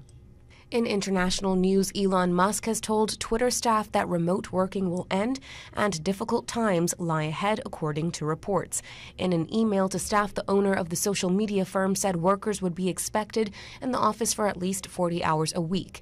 Mr. Musk added that there was no way to sugarcoat the message that the slowing global economy was going to hit Twitter's advertising revenues. The San Francisco-based company told its staff in May 2020 that they could work from home forever if they wished to, because the company believed its remote working measures during COVID lockdowns had been a success. Salto de Castro in northwestern Spain is up for sale, and the asking price is $259,000 US. Located on the border with Portugal in the province of Zamora and a 3-hour drive from Madrid, Salto de Castro has many of the buildings you would expect to find in a small Spanish town. They include 44 homes, a hotel, a church, a school, a municipal swimming pool, and even a barracks building that used to house the civil guard. But what it does not have are inhabitants. Salto de Castro has been abandoned for more than 3 decades. These are your headlines. I'm Felicia Rankin-Solins. For the latest in news and information, follow Radio Cayman on social media, Facebook, Instagram, Twitter. Download the Radio Cayman app or log on to our website, radiocayman.gov.ky. Freedom, Cayman Brack. Freedom, Little Cayman. Soft breezes, blue waters, no traffic. Unwind and rejuvenate your mind, body, and soul. Sister Island Staycations, a taste of freedom. Discover all that our sister islands have to offer. Ahoy, mateys! Enjoy a jolly day out with the whole family at Cayman Turtle Center's Pirates Fest Family Fun Day on Sunday the 20th of November. Explore the wildlife, ride the water slide, splash in the lagoon, hunt for treasure and enjoy activities for the whole family. The fun takes place from 8 a.m. to 4 p.m. Costumes are encouraged and kids 12 and under in costume get free admission. Don't miss all the pirate festivities at Cayman Turtle Center on Sunday, November 20th. Harg.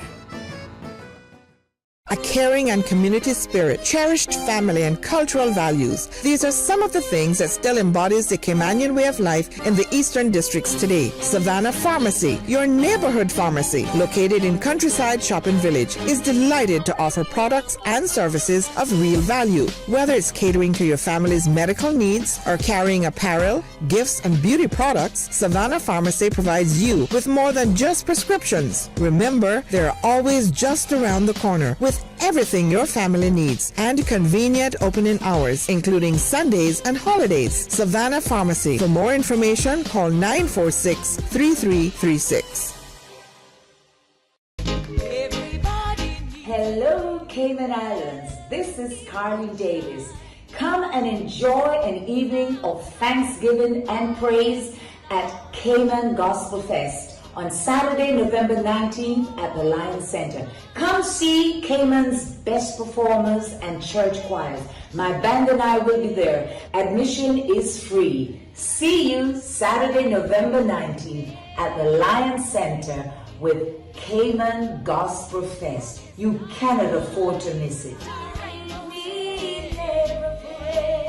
Yes. Come out and let's have fun together. Brought to you by the Progressives, celebrating 20 years of service to the Cayman Islands.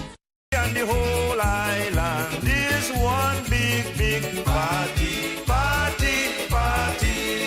Grand Cayman Pirates Fest is here. Taking over Seafarers Way. Saturday, November 12th, Georgetown events start at 1 p.m. with the cardboard boat race and water mermaids showcase. The pirates storm the streets at 3 p.m. followed by the float parade, national song and heritage costume competition, and fireworks show at 9 p.m. A full Saturday of thrills for the entire family, including 8 hours of food festival. Saturday, November 12th, the party takes over Seafarers Way. Afternoon till night. Come for lunch, party a bunch, and pirate the night away.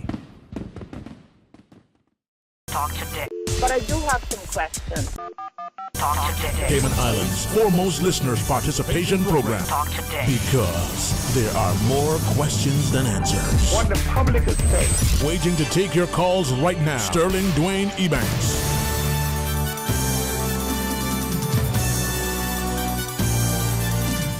Hey, good afternoon, welcome back, and thanks.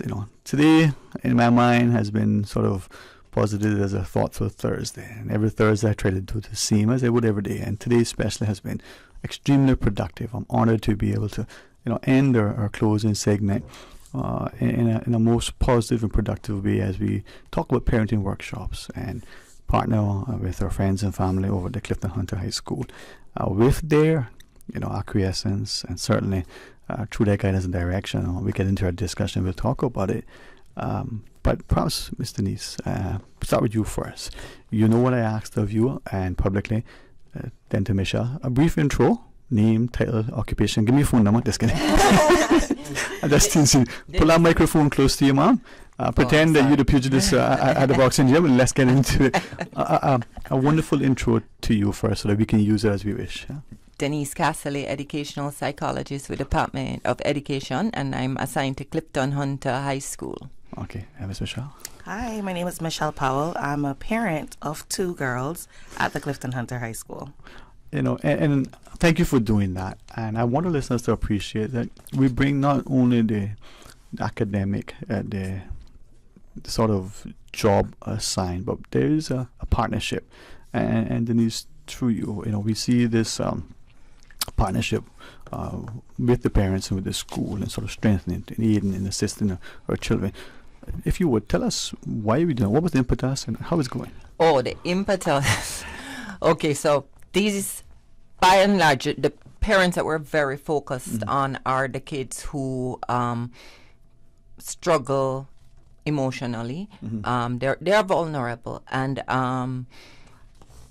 the truth is, for many of them, maintaining the appropriate behavioral standards is extremely difficult.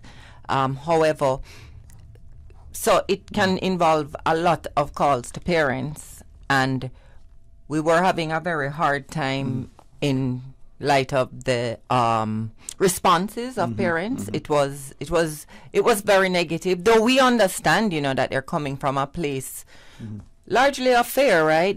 If it's the school's fault or the teacher's fault, then we don't have a real problem, right? And we realized we needed to help them to understand that we are not the enemy. We are, parents and school are like mom and dad in an amicable situation, right? And we all need to be on the same page so we can be sending the same messages, so that we can be having consistent communication, so that what we're doing at school can be communicated at home, those same messages.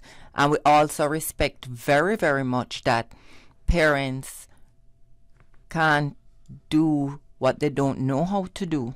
And it is our job, because ultimately the children belong to all of us. They belong to Cayman, right? And these are our children. So if we don't go at different angles, we are going to be left with a very fundamental problem. But Denise, you use the word vulnerable. Those who know me closely know that words to me have, particular meaning. Words are, the scripture says, life and death is in the tongue. 2 questions. What do you mean by that? I mean, vulnerable. Okay, so vulnerable kids are those who have a lot of difficulty with interpersonal engagement. They have a lot of difficulty applying themselves academically. They may or may not have experienced very traumatic life events. And they may also experience a social context in which communication is very expressive and aggressive, and it actually winds them up more. So these kids, they're like in a state of permanent hyperarousal. So if you look at them, they will want to rant off on you. Yeah, they express themselves a little bit more animated. Actually, very animated. Okay. That's a generous way to put it. But and we understand that it's coming from somewhere. But it's we are running. It's a school, and we have to help them get to where they need to be to cope effectively. Because school is pretty much a microcosm of the demands made of you when you become an adult. So in the reason I asked for vulnerable, I'm asking myself, are we not all vulnerable, and especially our children? Some maybe a little bit more so because of things, but that vulnerability that we show to someone that we want to get to know, we show vulnerability, and that way we engage in a much more intimate. And that does not mean anything other than a closeness, intimacy, as Stephanie reminds us. So that vulnerable, when we assign labels like that, at risk and the like, are we by chance inadvertently redefining and potentially excluding some students because, as an example, that more loquacious, animated child when compared to that very taciturn, shy, quiet, reserved, who diligently does her work, causing no trouble, she gets ignored. Absolutely. That is absolutely true. And we say it all the time, that the extroverted kids, because it's how you manifest your vulnerability is very much a matter of your personality. And so there are children who will suffer silently for years. You will not hear a word from them, and you have no idea what's happening. And that can be a challenge. And the truth is, when you're in a school environment and kids are quiet, you're like, oh, this is a good kid. That you don't worry about them. But that's not actually accurate at all. Exactly. So the ones who make the most noise get the most. Squeaky wheel gets the oil, huh? Right. But it's something that we try to be aware of, because we have definitely, and invariably those kids might be the ones who self-identify. Or they'll go to the counselor about something, and there are ways, but I would suspect there are many kids that you miss. Yeah, and probably it's because internalized. We meet exactly. All right, I still want to welcome Miss Michelle into the conversation, but respectfully, we have a caller joining us now. Either this is Deliverance to a Conch or a Turtle, or better yet, a piece of custard or cornbread, but it might not be. I'll invite you. I use the headsets to keep my hair in place, so it probably work for you too, Miss Denise. Toss your headsets on the head. Hey, good afternoon and welcome. Thanks for calling. Good afternoon to you and your guest. Dwayne, how are you all today? Blessed and thankful, my friend. Good afternoon to you. Thank you. I thought I'd better call in because I have a son still in the school system. He's still in Clifton. He's been through there for from beginning. And I'm glad to hear the psychologist and the parent rep, they're talking. But I have to make a comment in relation to the lack of support of children with special needs. I say that having experienced it from primary school, my son was diagnosed as being on the spectrum, as they call it. And of course, he's not severe. If you don't know, you'd say, oh, that's a normal child. But when things have flared up, there's not been the support and the guidance and the understanding to the point where, as I said, he was diagnosed, and it's in the school system records, all that, from primary school and high school, so it's not a secret. But 4 times actually, he had incidents of flare-ups, very similar situations each time. So there are certain things that trigger his, what they might say, acting up or whatever, or you might call it, you use some of the other colorful words just now. But you understand. But then both times that he had those sort of flare-ups of behavior or acting up, he was expelled from school. And of course, expulsion doesn't usually come with much support. And there was very. You mean he was suspended? Oh, sorry, not expelled. Okay, thank you for clarifying. I was going to ask. Yeah. Sorry. Expulsion is permanent. Yes.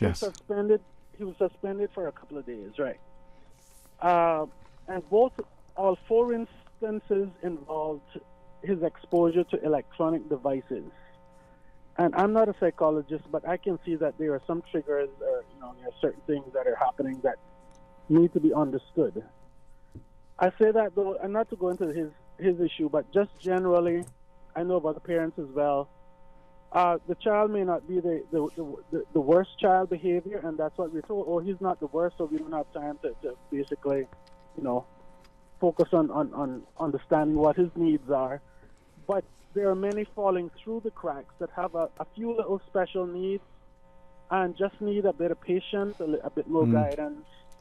And really and truly, I could go into many details of things that have happened, but the kids need a lot more understanding, especially the boys.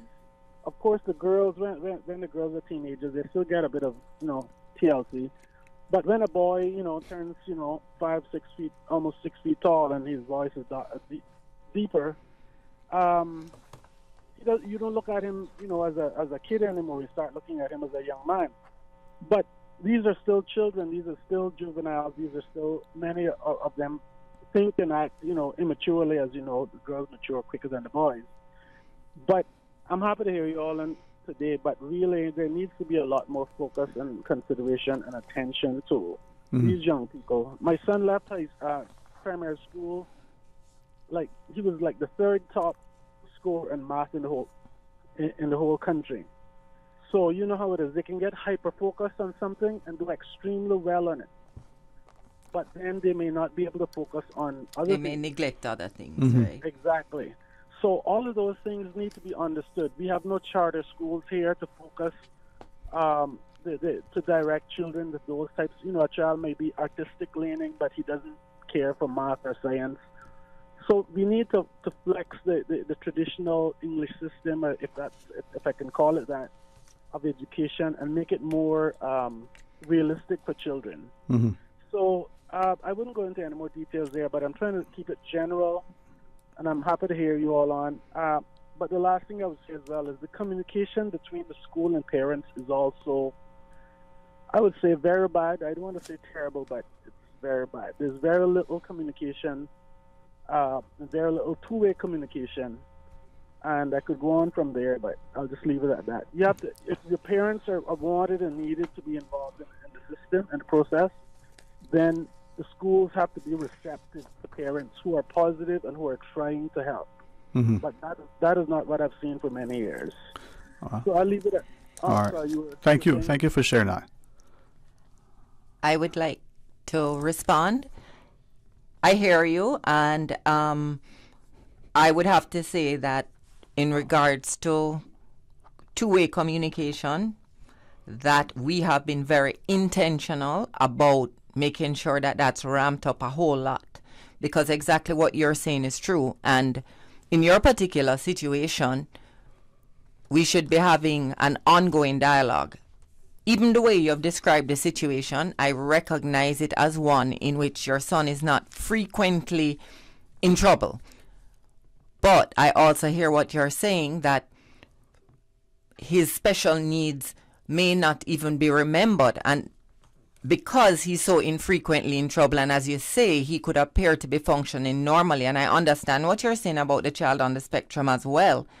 Sometimes their responses, because they're very curt, they can seem almost as if they're being rude. But I absolutely urge you to, I definitely want both of you to be very complete and very happy when he leaves Clifton. So whatever year he's in, I want you to be able to have a new experience, and I am pretty sure that we can make that happen. I'm not going to speak to anything that has gone before, because I'm not in a position to speak of it, but I know we can have a better partnership.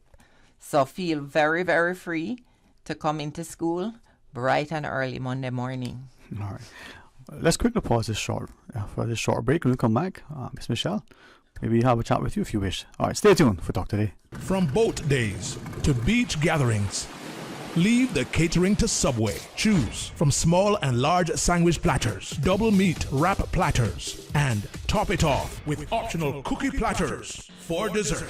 Or ask about our Subway box to go with the option of 6-inch or foot-long sandwich, 1 cookie, and 1 bag of chips for all occasions and celebrations. Let Subway focus on the food so you can focus on the fun. Visit subway.ky for catering options. Subway. Eat fresh.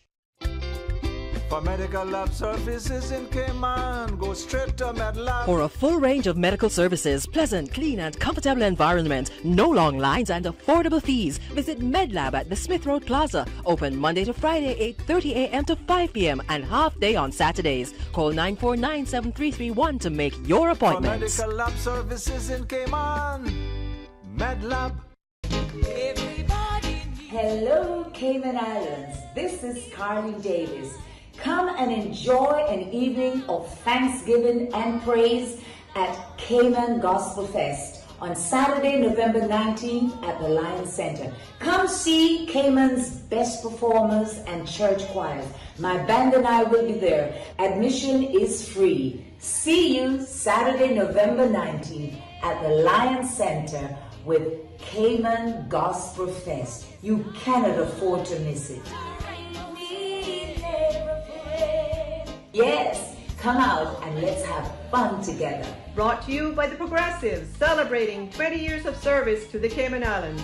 And the whole island is one big party, party, party. Grand Cayman Pirates Fest is here. Taking over Seafarers Way. Saturday, November 12th, Georgetown events start at 1 p.m. with the cardboard boat race and water mermaids showcase. The pirates storm the streets at 3 p.m. followed by the float parade, national song and heritage costume competition, and fireworks show at 9 p.m. A full Saturday of thrills for the entire family, including 8 hours of food festival. Saturday, November 12th, the party takes over Seafarers Way. Afternoon till night. Come for lunch, party a bunch, and pirate the night away. As the community continues to take precautions from COVID-19, it is important to stay prepared for other disasters now that we're in the hurricane season. Here are some post-hurricane safety tips from the Department of Environmental Health. Always separate debris from household garbage after a hurricane. Debris includes roofing materials, tree branches, and metals. All items of debris must be placed in separate piles and must not cause obstruction to roadways or come in contact with electrical lines. For full guidance on post-hurricane safety tips, visit www.deh.gov.ky. Talk today. But I do have some questions. Talk today. Cayman Islands' foremost listeners' participation program. Talk today. Because there are more questions than answers. What the public is saying. Waiting to take your calls right now. Sterling Dwayne Ebanks.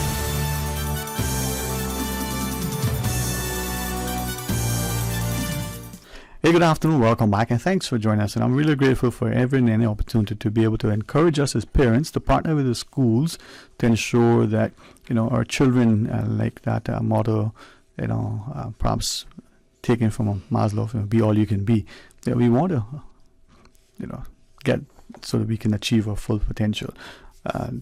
Education psychologists with the Department of Education Services attached to Clifton Hunter, Ms. Denise Castellet, together with, if she would mind me saying publicly, Miss Michelle Powell, a phenomenal parent. You've been in her studio with other schools, and that commitment and that dedication that thankfully, so many parents have, where they give tirelessly.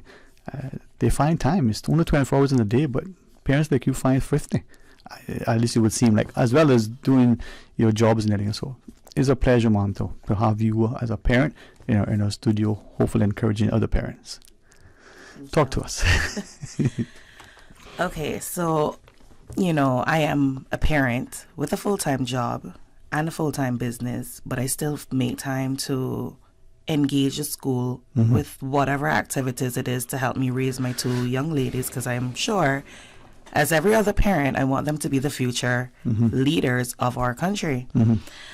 The importance of this particular workshop that was offered was strengthening the parent, teacher, and staff relationship to pretty much have the well-being of a child executed, right? What Denise spoke about, I don't have that issue with my children, but that didn't deter me from coming out to the workshop, because there's always something you can learn and put through, for the success of our children. Isn't it amazing, right, that we keep saying, you don't need a license to be a parent, you don't need a license to get married, there's no this, but it is on us. I mean, I'm grateful to one of my sisters in particular, you know her quite well. She's always said, you can't be a lazy parent. True. And it's not a calling, a sacrifice, it is not an obligation, it's everything. You have to be actively engaged. And I get almost, if there's something that can inflame me, this is when I hear people say, helicopter parent. Now, I grew up in a society where you move from one part of the district to the next, and you had eyes on you to guide you, to nurture you, to help you. And there were no cell phones, and I don't know if they had cans with string attached to every house, and they were able to find out what you were doing. But you knew how to behave. You had the community helping you. We have adopted a political comment, but it takes a village to raise a child, and we make it one of these cliches that have little or no value. But how can we get engaged and involved if we're not active parents? So, Ms. Denise, with that, the resources are there, the educational support, the academic intellect, the interest. But Miss Michelle? I do want to say I'm probably one of the few parents that have the resources from the school at every angle. There's a WhatsApp hub from the school with information. There's email. There's Everest. There's parent-teacher communication. Parent-teacher communication through the child with slips. So with that comes with work, right? As a parent, you check their bag. You engage with them. Listen, I mean, my daughters are in year 10 and year 8. So when they get home from school, I'm saying, okay, is there anything I need to know from the school today?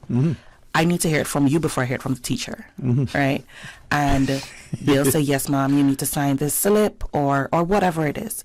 On top of that, there is a teacher sending from each subject, sending you an email through Everest about what's coming up. If there's an exam, what needs to be reviewed, what they're working on. So for me, I'm receiving a lot of communication. Now, if it goes 2-3 weeks and I haven't heard anything from the school, I am calling. They have sent out a list, a staff contact list for every single teacher in the school with the email address and their phone number. That was sent out in 2020 when we had the lockdown, the pandemic. Yeah. So we had resources to get a hold of every single teacher. I have used that paper. It's stuck up on my wall in the room because, as you know, my children teachers, they know me. They probably don't know my face every single time, but they know my voice. They know me by email. They know me by phone call. And at every student assessment term reporting sessions, I'm there because it's so... You're an active, engaged parent. Of course. Right? So, of course. as you share that, if I may add, it's a two-way thing. You as the parent making a point. But there's also, Ms. Denise, as you shared, the receptiveness and the sacrifice also on the part of the educator to be available. Now, one parent of one child or 10 children, that's one parent. One teacher may have 30 children across 5 subjects, 5 classes, So we need to be, but I'm being kind, right? We need to be mindful that that one teacher has 1 times n. That one parent, is the one person. So how do we then... Right. Yeah. And I'm very happy that you brought this up because engagement is reciprocal. And as Michelle pointed out, there are lots of communication avenues. And if, again, back to your child having particular challenges, right? We have had meetings. They're not going to call a parent for every single thing that happens, right? Because you're at school, you're managing the children. But eventually, things deteriorate. It becomes a concern. Parent comes in and they'll say he doesn't get homework. And I'm like saying, but there is no school that does not give homework. Certainly no secondary school ever. So I'm saying if that's where you stop, your child says, no, I don't have any homework every day, all the time. Then maybe we have to talk about the relationship, right? Because we're not equal participants. And there are kids who you can there are kids, I assure you, who are very positively self-directed. You can just send them to school. Those are not in the majority. Most need some monitoring and a few need a lot of monitoring.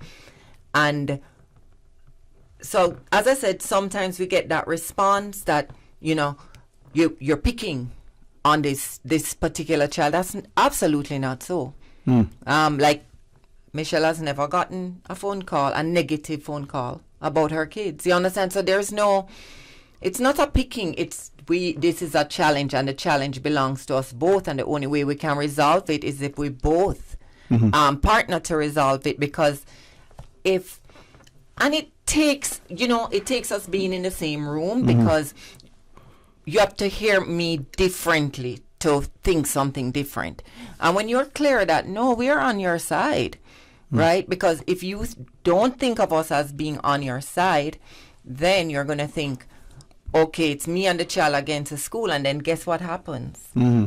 You send these messages to the child either directly or indirectly through your behavior, your remarks, your body language, and that child is enabled to the 10th power, right? And we have had children come to school and tell us about what their parents will do and have to say, and and we are never ever not understanding, because one thing I can absolutely put my head on the block for is that right now, certainly in the last 10 years, there's a much deeper awareness of what behavior can mean, and it doesn't generally just mean that child is so bad. No, it usually means something, and things can be done, but we have to do them together. So I commend the initiative at the Clifton Hunter, and I'm mindful that maybe my comment is misplaced or maybe even misunderstood. But if we can do something positive in one school, can we replicate that in other schools, whether they're in one district, whether they're run by government, or whether they're run by a church, or whether they run for profit? Yeah, and that we very much regarded our program as a pilot. Yes. I'd like Michelle to respond to the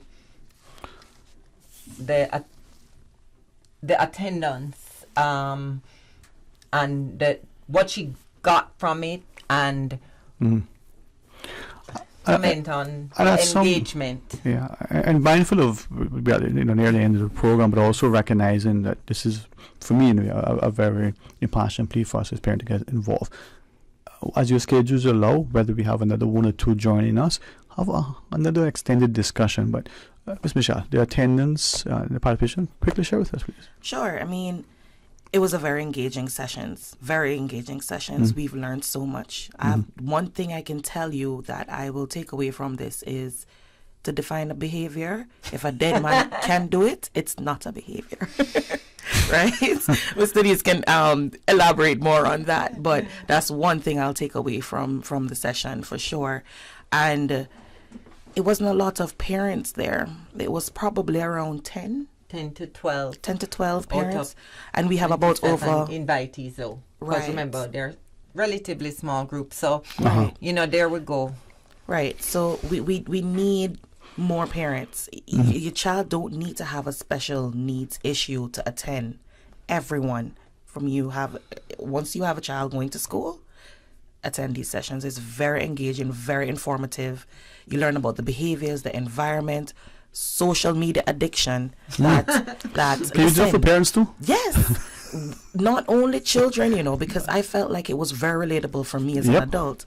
So, I encourage everyone to attend, be involved as a parent with the school as much as possible, and just So today is day 10 in the month 11, all right? We got 20 more left in this month.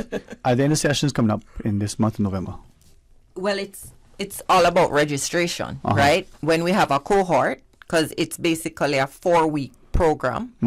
And more recently, I have thought that we could have a 5th session to address some things more directly with parents, not so much about their children. So we have to have a cohort of at least 10, 12 parents who want the help. Yeah, could I do something publicly? And forgive me, normally I would do it.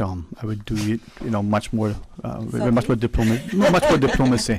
Could I ask your permission to send an invitation through the respective ministry to maybe have you come back and do like what the workshop will look like? Now, whether we do it in this month or the next, if there was a workshop. And we let's see what we can do so that parents understand that we need to avail ourselves of the resources. Sometimes we pay a lot, not just in time, but in money for these things without realizing that they're free, they're accessible, they're right there, but we don't seem to take up the opportunity. So maybe somehow to show how, and I say that because as parents, we don't realize the examples we set, the things we say, how much we're on our devices, because it's productive, it's work. And yet when the child is doing it, we think, well, why are you on that? But I want to, like this country song, How did you learn to talk like that? From you, Daddy. How did you learn to pray like that from you? It happens, right? I like my country music, so that's really cool. All right, I know we're at the end of the program, and thank you, Miss Susan, for that. Any quick final word, Miss Denise? I just want to say I really, really look forward to parents becoming more involved, because sometimes, and this for me is really a big deal, education is still the most valuable vehicle for moving yourself upward. And a lot of children, too many of them, have capacity, good capacity, and it's not being optimized. And I think that, hey, we all need support, right? And I think if parents understood, you don't have to be able to help your child do the homework necessarily, And if they need help, we can sort that out. But you can certainly be able to supervise and ensure that they have some sort of structure. Yeah. Because your children have great possibilities. And sometimes your life is in a place where, honestly, it's hard. So think of it not as like something else that you have to go do. Think of it as something that's going to end up helping you when you get engaged with us. To say education is empowering, it's equalizing. The lyrics of a song to say, you don't have to be a star, baby, to be my show. They're all stars. We leave the closing words to you, Miss Michelle. So I just want to do a special thanks to Miss Denise, Miss Patterson, Miss Buchanan, the principal, and the staff of Clifton Hunter High School for putting this session on. Because when you think about it, they're at the school from 7 o'clock in the morning, and they stayed back until, we kept them there until around 7:30 at night. And, this is after a tiring weekend, Monday, I just want to tell them thank you. They didn't have to do it, but they see the need where they can help us as parents and our children. So my greatest gratitude goes to them. I join you and extend that thanks. And if you might, from parent to parent, but also thank you and parents like you, if it's not offending anybody, when there are parent-teachers meetings, when there's the PTA meeting, there's one tonight. There's one tonight? Yes. What time? It's at 6 p.m. Where? It's elections night. It's election at night. Clifton Hunter High School. I nominate me. That's good. Please come out. As a parent, come out and get involved. And Michelle, you've been here, for your primary school. Yeah. and I was going to say it a little bit different. So as our parents, be with our children. We don't want to physically take them to school. We also move with them and get involved. So thank you both. And I would love very much to have continued discussions so that we understand why it's so important to be engaged. Thanks much. Thank you. Thanks for having us. All right. Well, she's a pugilist, a poet, and a psychologist. So, hey, we can do it all. Well, thank you all. And I invite our listeners to come back tomorrow for Talk Today right after the midday news. But please join Mr. Art in the morning for the record. Until then, be blessed. Give Susan a call at 949-6990 and request any country song and dedicate it to Miss Norma. You can pick it. Stay tuned and then be blessed. Talk Today is brought to you by Subway, open 24 hours in Countryside, Anderson Square in Georgetown, and Centennial Towers in West Bay. And by the Ministry of District Administration, Tourism and Transport. Explore your history, explore your land, explore your sister islands. MedLab in Smith Road Plaza, your complete medical laboratory solution. Call 949-7331. Talk Today is proudly brought to you by Pirates Fest 2022. Stay in the know. Get the full event lineup at piratesfestcayman.com. And Savannah Pharmacy in Countryside Shopping Village. Convenient opening hours, including Sundays and holidays.